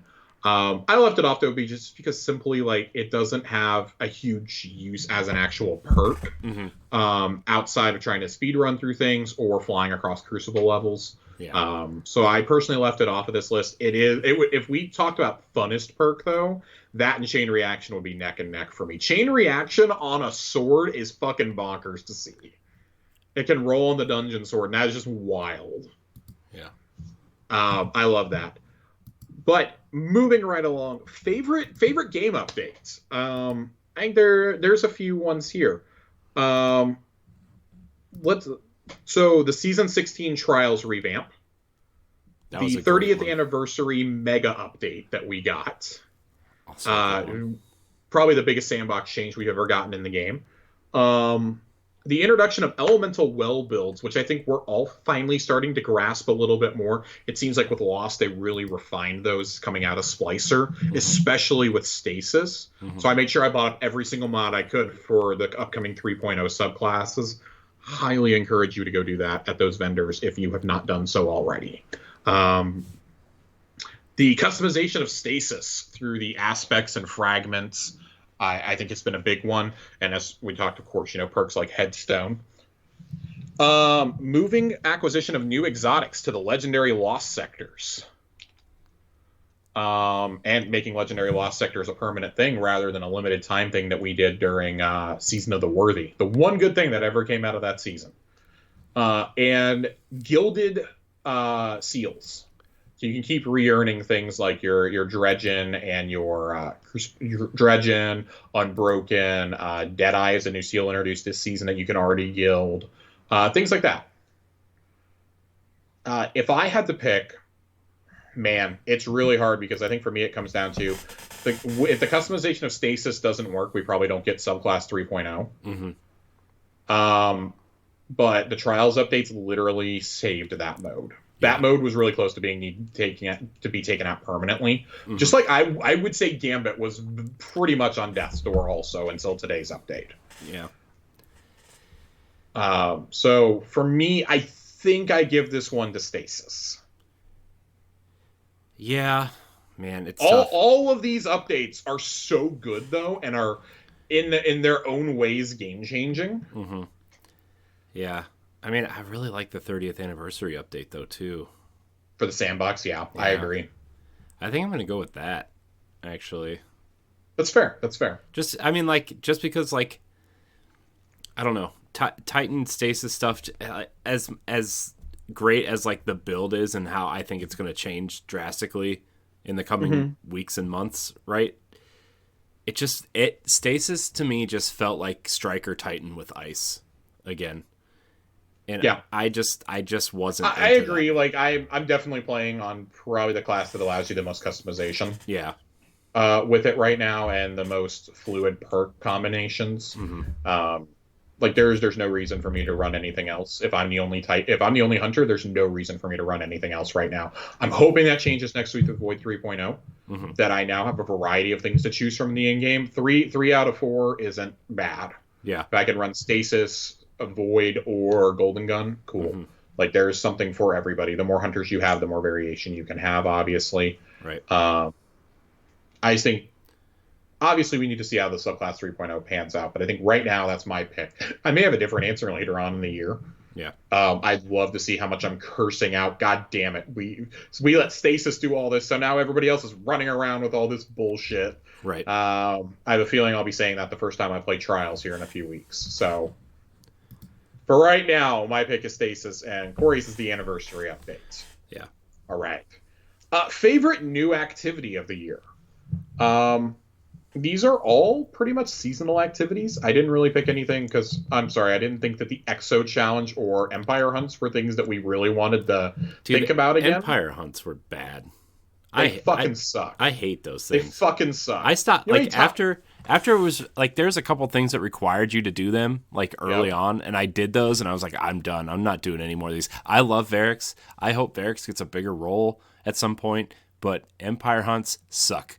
They suck balls. Dude, I got that email from Bungie. I had 28 or 29 of them that I've done because it took me 25-ish runs to get Cloud Strike. I had the worst RNG in the world. This is all payback for me getting all of my Lost Sector exotics on the first or second try and for getting Vex on the first try. This was the game's payback for me. Was here you go. You took so long getting Cloud Strike. Everybody else has it. They're making fun of you. We're going to give you Vex on day one. So for me, favorite new activity, and this is the one I left Ratborn Hunts off of. Presage, Harbinger, the Deepstone Crypt, the Grasp of Avarice, Dares of Eternity, and Expunge Delphi. Oh, I think Presage. I think that we're both gonna. Yeah, I think we're both in agreement. It's Presage, and I don't think we need to go into any detail on that. You listen to any of our many If you pods that haven't we've played done, it, we've praised play Presage. it. You have 4 days You have to 4 play days. it. Play it. Yeah. Do it. Even You do have, the you have easy 4 one. days. I Who encourage you cares? to play it. Yeah, I've been playing through it myself again lately. Still trying to get an absolute god roll of Warple weapon. Mm-hmm. Dead man's and getting some extra rolls for some of our lower level friends. Yeah. Go do it. I don't think this even it requires any more explanation. So we're just gonna move on. Best seasonal activity: Battlegrounds, Expunge, Override, Astral Alignment, and the Shattered Realm. Again, I think Corey and I are pretty in agreement on which one this is. I mean, Battlegrounds. For me, it comes down to like I love the aesthetic of Expunge, but doing those again, like having to do them all in a row, to do all the corrupted, do overrides in between while we were marathoning the Splicer story. Right. Man, it really fucking got old. Astral Alignment, no. Override, no. Shattered Realm is the only one that competes with this for me. I think Shattered Realm, with all the secrets in it, was very unique. And it required you replaying it. I just didn't like that you had to clear them like 3 different times because you got to find all the secrets and you can't do it the first week, so you have to do it the second time it comes around. And when the third time comes around, you have to go do it on Legendary. I was done. I was done. I've done these things so many times now that I hate them. I hate them. It's got to be Battlegrounds for me. Mm-hmm. They're being added to the playlist for a reason. Yeah. The only thing about Battlegrounds is like they're just like a little bit too long, but. They're too long to be a seasonal activity, but I would say they're just long enough to be strikes. Yeah, I mean, it's a good like strike. Like if you're like wanting to do strikes, but wanting to do something else, that's what you do. And I think that's smart that they're putting them in the playlist. Yeah. Next, the best end of season mission. The Hunt of the High Celebrant. Proving Grounds, Override Last City, or the Exorcism of Savathun. I'm going to go ahead and eliminate Proving Grounds off this. Yeah. I'm going to take Proving Grounds, and I'm going to take the High Celebrant. I did that mission like 7 times this week, trying in vain one final time to get the fucking ship, and I can't do it, of course. So it will go unclaimed. I have done that mission at least 30 times, I would say. Yeah. Since it came out, and never got the ship to drop. Insanely frustrated about it. Here's the thing. Override Last City, without, and I want to take this into context, without the cutscenes with these associated missions. Yeah. Yeah. It's just another override. Yeah, I mean, I think it's got some awesome dialogue during it, but you're not actually fighting with Saint and Mithrax and Zavala and but Ikora. Like, if you're taking the story and the cutscene out of it, like it's just another override. It's just like, okay, yeah, cool. For me, it's weird. Like I think it's the Exorcism of Savathun. Maybe that's recency bias, but I think like as an actual mission, that's the best. Yeah. Yeah. And I mean, Saint getting involved is awesome. Yeah. That boosts me. Yeah. That boosts my opinion that Saint gets involved. Yeah. Favorite new exotic of the year? Lament, Tiku's Divination, Dead Man's Tale, Aeger's Scepter, or the Forerunner. I mean, Forerunner was cool, but I don't see myself ever like using it. You know. Yep, I agree. I think Dead Man's Tale is probably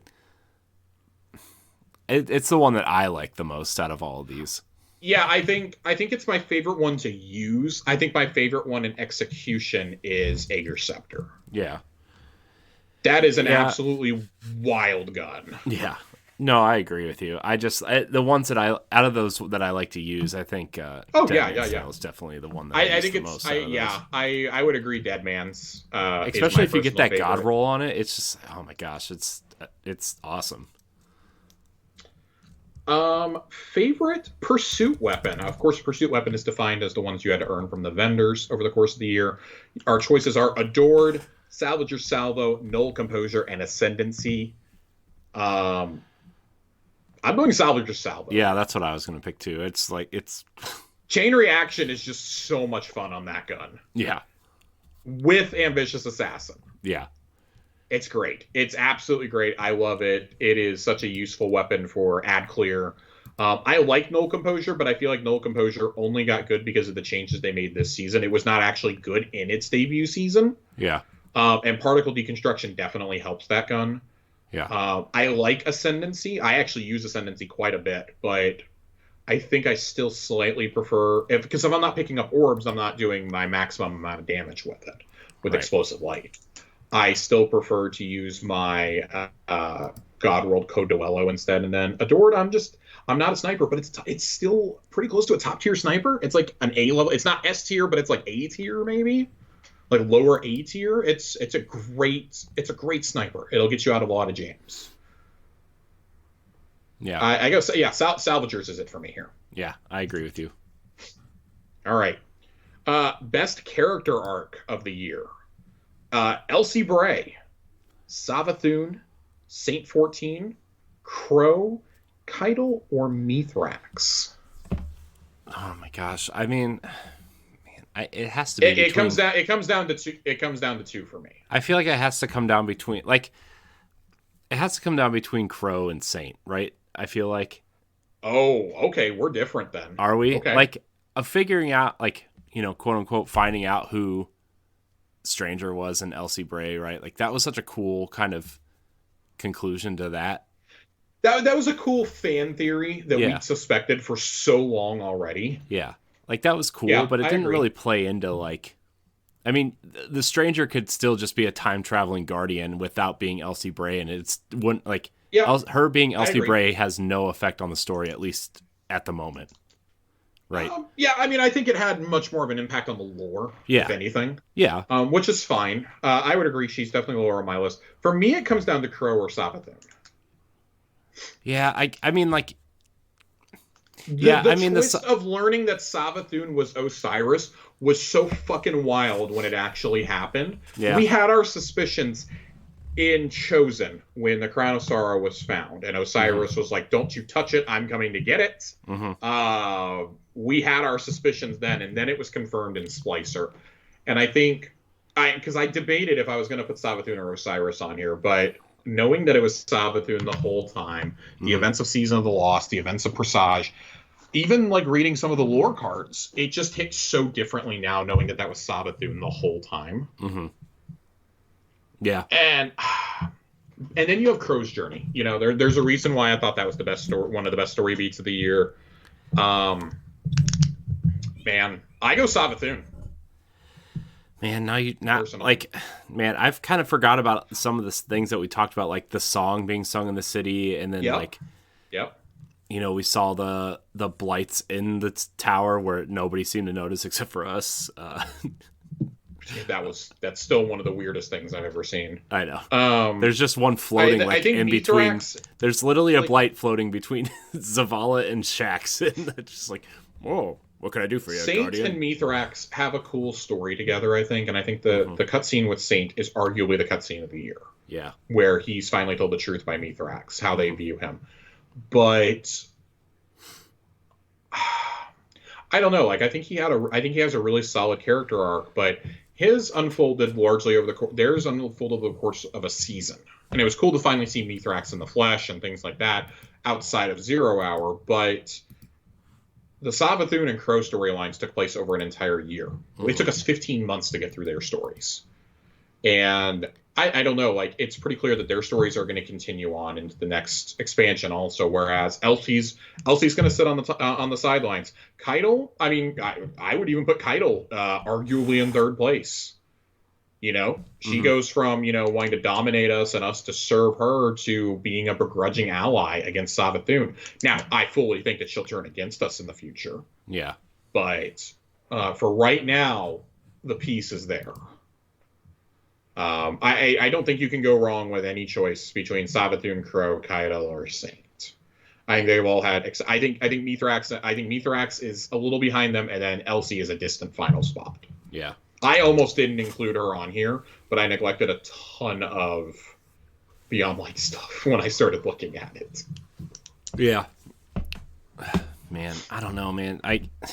It's always hard to pick like the big bad though, because like like that.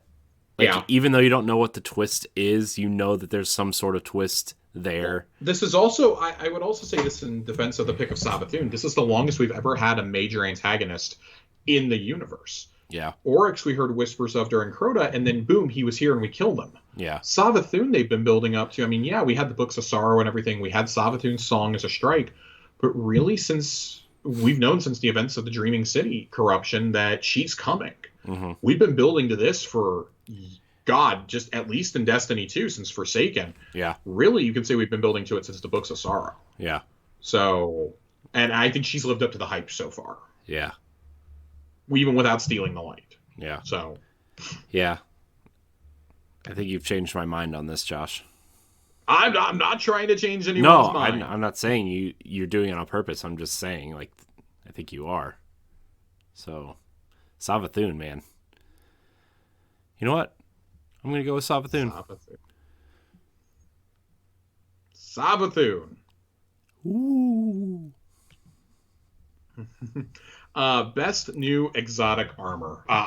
Fair warning, I picked 2 from each class to avoid making it a lopsided choice. I think really everybody other than, like, Warlocks had several good pieces you could have put on this list. I think Titans and Hunters definitively each had 2 that you could put on here.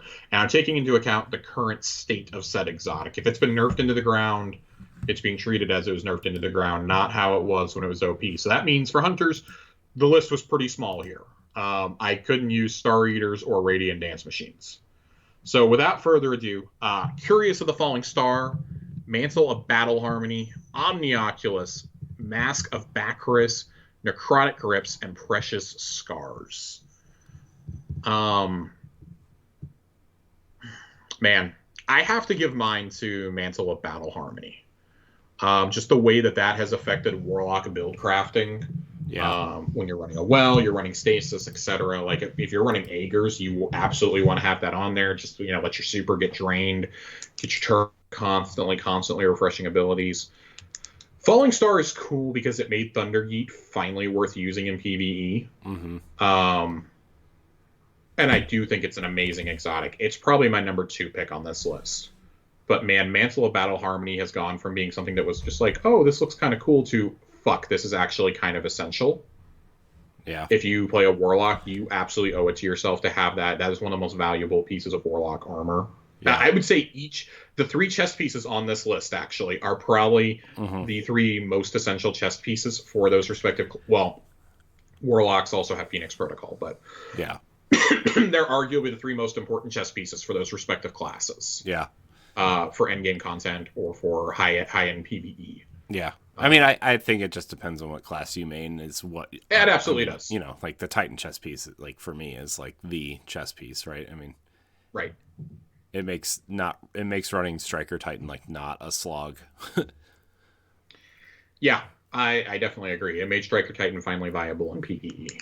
And I think when something changes the way that we play classes, that has to be taken into consideration. And that's why, like, for me, I was going to give it the Falling Star, and then I remembered Battle Harmony and just like how essential that's been for our Warlocks with some of these mods. Yeah. So I give it to Battle Harmony personally. What's your pick, Corey? Falling Stars, I think. Falling Star. Got you. All right, we're going to move on to Best Design. Best Designed Activity. Deepstone Crypt, Grasp of Avarice, The Dares of Eternity, Expunge, or The Shattered Realm. For me, I think, and when we talk about design, I don't mean like how the activity plays. I mean just like how does it look in general. It's really hard for me not to give this automatically to the Deepstone Crypt or to the Shattered Realm. I think those 2 are neck and neck, like a 1A, 1B choice here. Yeah, I think the other 3 are. Well, I think when you go into Deepstone Crypt and you go do the spacewalk. And see, that is the only thing I think that puts Deepstone Crypt up there for me is the spacewalk. Yeah.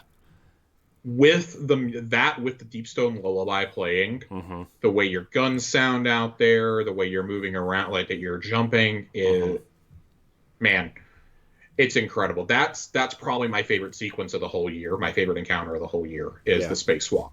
Yeah. God, I would say this would be between Expunge and Shattered Realm if the Spacewalk did not exist. Yeah. I should have just put the Spacewalk, because I'll give it to the Spacewalk straight up. And I mean, I've blabbered on at length about how I love the aesthetic in Expunge and in the Shattered Realm. The Shattered Realm's secrets are what make me want to choose that. Yeah. But man, it's really hard to beat that Spacewalk with the music. It's really hard. Yeah. I think that's my pick. The Deepstone Crypt Spacewalk has to be it for me. Yeah. And I think the Sparrow Race at the beginning is also very unique. Yeah. Yeah.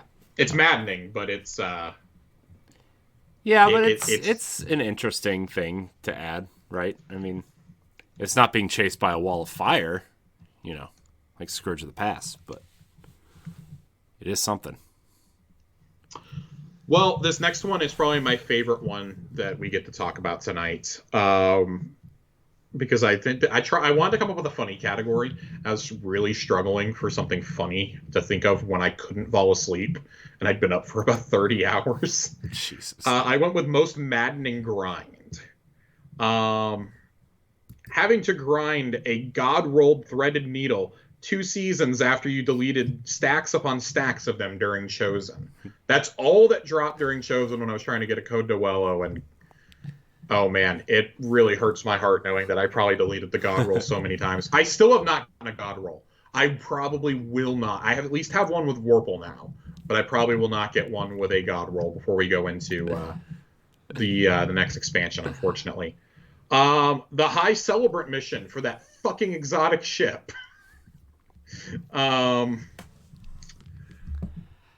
The raid exotics, Vex Mythoclast and Eyes of Tomorrow. I'm just going to lump them both in here. We have friends who have done 20, 30 runs of each and still have yet to get Vex or Eyes of Tomorrow. You saw, it took Destin Legary like 59 runs to get it. Yeah, and then 59. I feel bad that I got it on my first drop, and it is my second most used exotic ever behind Jotun. Yeah, it's worth noting that a lot of those are from PvE. Jotun was from PvP. Yeah. Getting to rank 16 with Zur. Oh God, yeah, that's literally any of the Gilded Seals outside of Deadeye. 50 Gambit wins, going flawless on every map in Trials, doing every Nightfall on Grandmaster difficulty in a given season. A1 Johnny is struggling to get his done right now. We'll have an update for you on next Thursday's episode if he manages to gild it. The last thing he was able to do the Corrupted, but he's really, really struggling hard right now with the Proving Grounds, specifically that boss fight. And then I think the last thing on this list that we have to mention, this is just kind of in here as a little jab, the Deepstone Crypt Sparrow Race after they fixed the invincibility. Oh, God. I will never again get anybody the Sparrow and Deepstone Crypt because it is way too much work for us to get 6 pikes there without them getting destroyed. Yeah, gross. It is too much work and it is not worth it. Nope. For a Sparrow, especially, gross. Man, I'm really tempted, in my heart of hearts, I want to be selfish and say it's the High Celebrant ship or the God-rolled Threaded Needle Chase. But I'm gonna stand in solidarity with our friends who have done a couple dozen runs of each raid and have not gotten the exotics. Something's got to be done about these fucking drop rates. It's terrible. That is one of my major complaints with the game right now is it's so bad. It's to the point where everybody's begging for a quest-based raid exotic now. Instead of something left to RNG because it's just so bad. We've been complaining about this since 1K. Yeah. 1K, Anarchy, and Teraba all had horrible drop rates until we were well into Shadowkeep. And clearly we didn't learn anything from the reception of the Divinity quest. So I would rather have a quest like Divinity where I had to go in and do the raid again with extra puzzles to get it at the end. But I'm guaranteed the exotic then if I suffer through that. Yeah. If it's too hard for me now, I can come back in 2 months, right? Yeah. I would much rather have that personally. Or even you could even do a Touch of Malice type quest for it. Yeah. Or exactly. The what was the shotgun for Leviathan? Legend of Arceus or something? Acreus. Yeah. So I don't know. I think these drop rates are like, I mean, you just see people struggling, like just suffering through stuff that they don't like.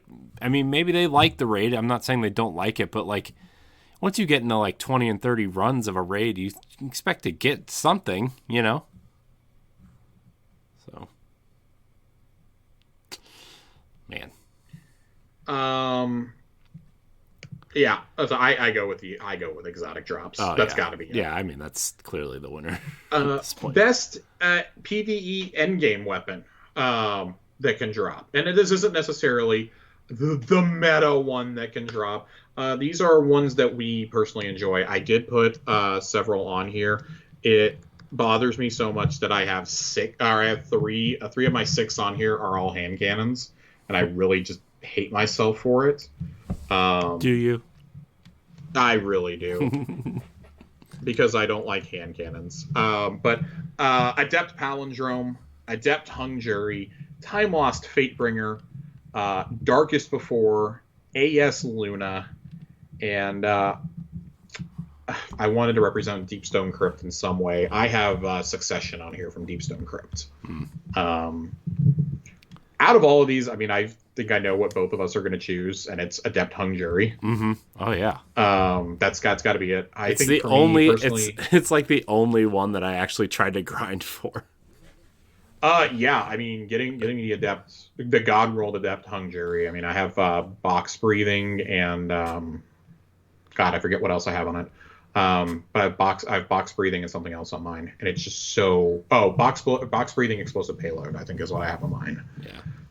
It's just incredible. I have Subsistence Firefly on another one. I am very prepared for scout rifles to be anti-champion weapons again in a couple of days.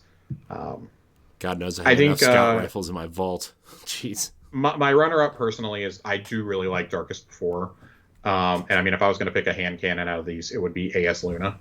AS Luna is arguably the best hand cannon in the game right now, with Fatebringer being very close. And I will always have a soft spot for Succession. I got a great roll on my very first one, and I take that into so much high-end content now. Yeah. So as far as a primary sniper goes, I don't know if you can get much better than Succession personally, without going to like Izanagi's Burden.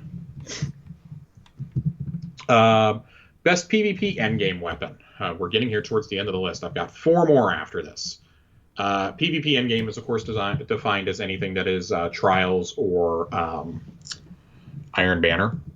I have the Messenger, Shayura's Wrath, Reed's Regret, the Multi-Mock SMG, Peace Bond, and Igneous Hammer. Obviously, a lot of showing out from Trials weapons here. Man, as much as I love... Go ahead. Oh, I was going to say, remember how much we talked about Reed's Regret when it came out? And, like, we were talking about the God rolls on that thing and how people were just, like, annihilating people with it. It's still arguably the best legendary DPS in the game right now. Yeah. That will drop once Particle Deconstruction is out, but it'll still be a very, very solid weapon to use. Encourage you to still get one. All of these weapons should be in your inventories by now. The Multi-Mock is probably the hardest of any of these to get to drop because you can't just sit there and dump engrams repeatedly. And Peace Bond will at least stay in the game past Tuesday, but Igneous and Multi-Mock are both leaving, as well as our pick from the previous list, Hung Jury. Hung Jury is also leaving. Sad face. A very sad face. My pick here is selfishly it's Messenger. I have not used a primary like that since my Blast Furnace from Black Armory. I love pulse rifles. Them and scouts are my favorite thing to use in my primary slot. But God, my Messenger has carried me through so much this year, and especially once I got an Adept Messenger earlier this season with Rapid Hit Frenzy, it's just been incredible. That's been what I've been using this whole time. Yeah. So I would say that in terms of my own personal build, Peace Bond absolutely has to be in the discussion for me, though. Yeah, I agree with you. I got when Trials was when they revamped Trials, I went in and got a Messenger. You dumped 6 engrams really quickly. Yeah, and I got a Messenger, and I fell in love with the Messenger like instantly. Anytime I went into PvP, I used a Messenger, and I mean Peace Bond is great. I love Peace Bond, and that's what I was using until I got a Messenger. Because I had Headstone on it, and I love it, but Messenger, man, is just, it's an all-time Incredible. great weapon for sure. All-time great weapon. Content we are saddest to see leave that will be vaulted. We've talked about so many of these. Presage, Harbinger, the Fallen Nightclub Lost Sector on the Tangled Shore. Still the best Lost Sector in the entire game. Last Call, the opening mission of Forsaken. And I would say the entire character of Spider. Yeah. I'm surprised we didn't get some kind of like resolution for him. There's a lore piece. He has asked the Drifter to smuggle him out of the reef because Mara is back. It was a piece of lore from earlier this season. I don't remember exactly what it was on, but I was reading it today. He is being smuggled out of the reef by Drifter. So Spider's story is not over quite yet. I would not be shocked to see us deal with Spider later this year, though, on Mara's orders and Drifter just hand him over and be like, yeah, take him. I don't care. Yeah. Hint, hint, maybe a new Prison of Elders could come around. Oh my gosh, dude. Don't tease me. What if we fought Spider and he's sitting in Tannix's chair? Oh, no. What if he just turned into Tannix 2.0? Oh, Jesus Christ. What if he ate Tannix? We have to kill Spider repeatedly, too. Oh, my God. Spider's the new Tannix. I go... Did you get that? Did you get that thing I sent you the other day, by the way? I did. I hate you. I refuse to fight Tannix again. I also like Joe Blackburn's explanation of the only NFTs he'll ever allow in Destiny, and it's new fights with Tannix. Nice. That's a good one. That's a good one.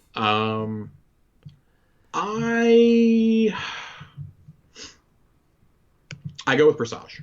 Oh, yeah. Presage is the easy answer. I think it has to be Presage. Presage is the easy answer. As sad as I like that opening level of Forsaken is great, and like I'm sad that the campaign is leaving. Just like it seems like a lot of people. And that's the special shout out I wanted to give, because I think if we had put an entire campaign in there, it would have been easy to say, oh, it's the Forsaken campaign easily. Mm-hmm. It's easily the Forsaken campaign, because that's the only thing that's leaving from Forsaken is the campaign and the Tangled Shore. Yeah. Other than that, it's a whole bunch of seasonal stuff, and I really wish there was a way to keep Presage and Harbinger around as strikes.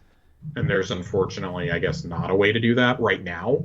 I think that part of it with Presage is that they don't make it obliquely clear in the mission that Osiris is Sabathun, and I think there would be some confusion with new players or lapsed players. Like, why is Osiris being like this? Yeah. Why is Kaido antagonistic? Things like that. I don't know. Yeah. And there's just not enough enemies. There's not enough enemies. But we're still running. See the harm we're still running strikes where Cade's narrating the strike, right? Like, I mean, I don't see an overall huge problem with leaving this in the game, and I think of all these activities, I think this is the one that's pretty easy to leave in. And it's got one of the best weapons in the game too. And I know you're going to be able to like buy it from the thing or whatever, but it's so I think the buying is, if I can tangent off into a conspiracy theory, spinfoil hats are coming on, ladies and gentlemen. I think that when they said that it was just a temporary solution to make them available at Xur, I do think that after this season you will be able to craft Dead Man's Tale and Hawkmoon at the crafting table in the Enclave. You'll be able to craft them there, perhaps with new perks this time. Yeah. Make your actual god roll. I'd be very excited. I want to see how Osteostrago goes first before I get too excited, but I would be very happy to see both of those show up there. Yeah. It's pretty clear now those were also test runs for Osteostrago and for weapon crafting. Yeah. Best seal title. We have Deadeye, Realm Walker, Fatebreaker, Splicer, and I'm just saying it right now, my pick is Vidmaster. Yeah. There's nothing in this game that celebrates the history of Bungie more, perhaps, than the Forerunner Exotic Quest, than the Vidmaster title. It's a deep cut to the great days of the 360. And man, if you're a longtime Bungie fan, you know what a Vidmaster achievement is. A whole bunch of absurd stuff for something really stupid. But it was a bragging right, and the Vidmaster title is very much in the same vein.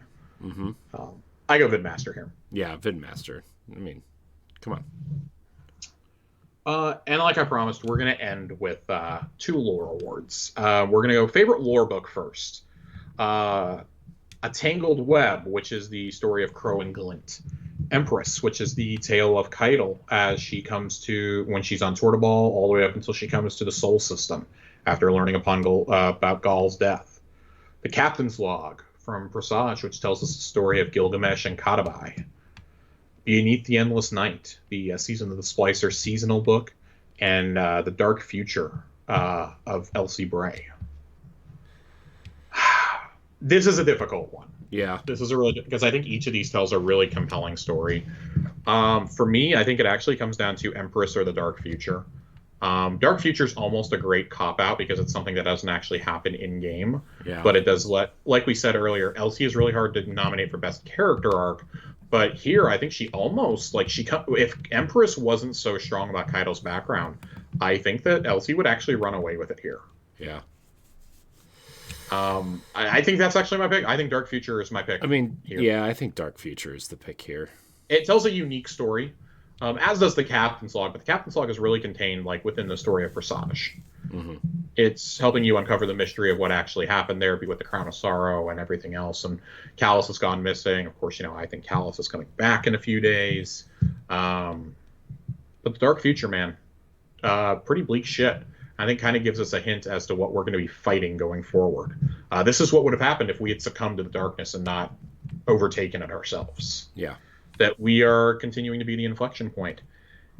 And then the final Ghostie of the year, Ghostie for favorite item lore, is between Survivor's Epitaph, which, if you don't remember, is the story between Mithrax and Shaxx reminiscing about the wars they fought against each other and the atrocities that they've committed. Empty Vessel, which is where Osiris, Osiris, I guess I should say, manipulates Lord Saladin and not going and making amends with Zavala. The Forerunner, which is, of course, Banshee examining a weapon and kind of talking about its place in another universe, and specifically from Halo. The Radiant Acceptor, which is messages from the Traveler that we find within Crow's ship. And you guys really didn't think we were going to get out of the final conversation of the year without mentioning this again. Gallarhorn. Mm-hmm. I think these are all great. For me, I think it comes down to, I love Gallarhorn, and I said last week, I think it's the piece of lore that sums up this series the most. Mm-hmm. But I'm kind of torn between, I think it might be Radiant Acceptor or Survivor's Epitaph. Just because I think the message from the Traveler is so poignant when you actually read it out and you actually figure out what the Traveler is saying. Mm-hmm. Survivor's Epitaph may be the most emotional piece of lore that we have in the series. Yeah. At least from the last year. Yeah. On an item. And then Gallarhorn, like we said, it kind of sums up what it is to be a kindergarten. Mm-hmm. God. That lore, by the way, I've been thinking about that ever since you read it last week. It's a good piece. It's a great piece, and I love that it's Randy who's doing it. Mm-hmm. Yeah, I would. Man, I'm gonna give it the Survivor's Epitaph personally. Yeah, I mean, as much as I want to give it to Gallarhorn, I would love to give it to Gallarhorn. Gallarhorn gets an honorary Ghostie, just for being Gallarhorn. Yeah. It also has secretly one of the. It's like the participation Ghostie, participation award. Yeah, it's kind of like the participation award.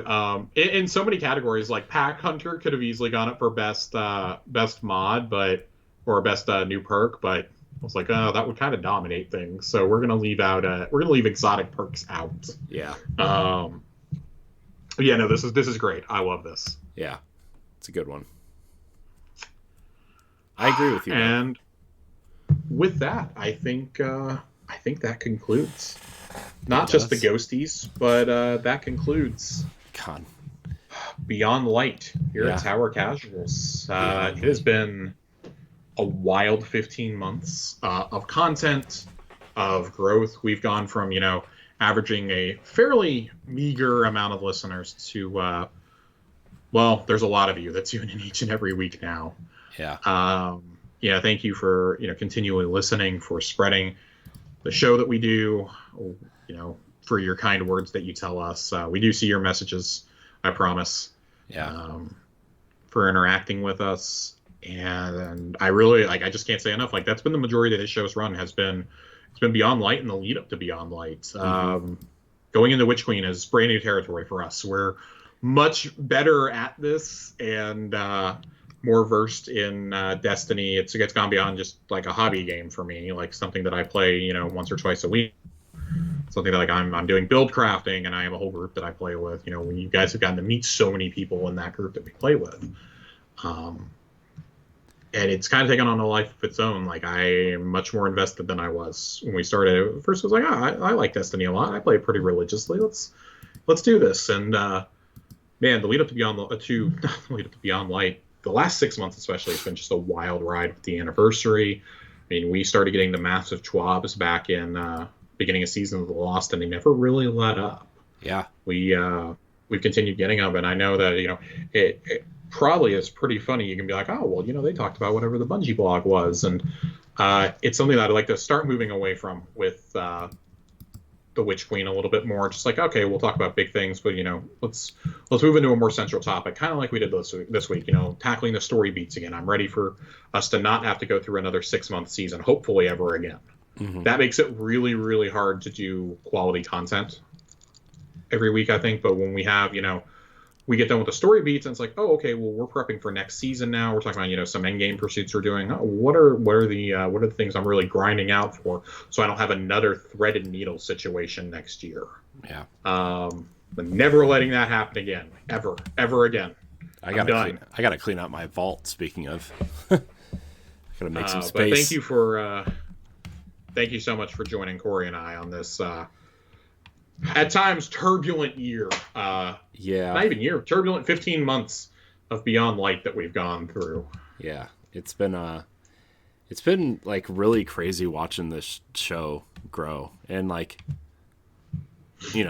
Josh already said enough of it. But Josh, you and I both do stuff on the side. And it's mm-hmm. this show has grown faster and beyond any of the other stuff that I do, and it's because I think it's because we're both passionate about Destiny in different ways. I love Destiny, but with a wife and 2 kids, I can't put nearly as much time into it as I would like to. But you're the lore guy, you're the the role guy. We have friends out there if we need help, we can pull in. And it's just it's right. That just attributes to the community that Destiny has put together, and then Tower Casuals is just a spinoff of that community, obviously, but it's just it's awesome to watch it grow, Absolutely.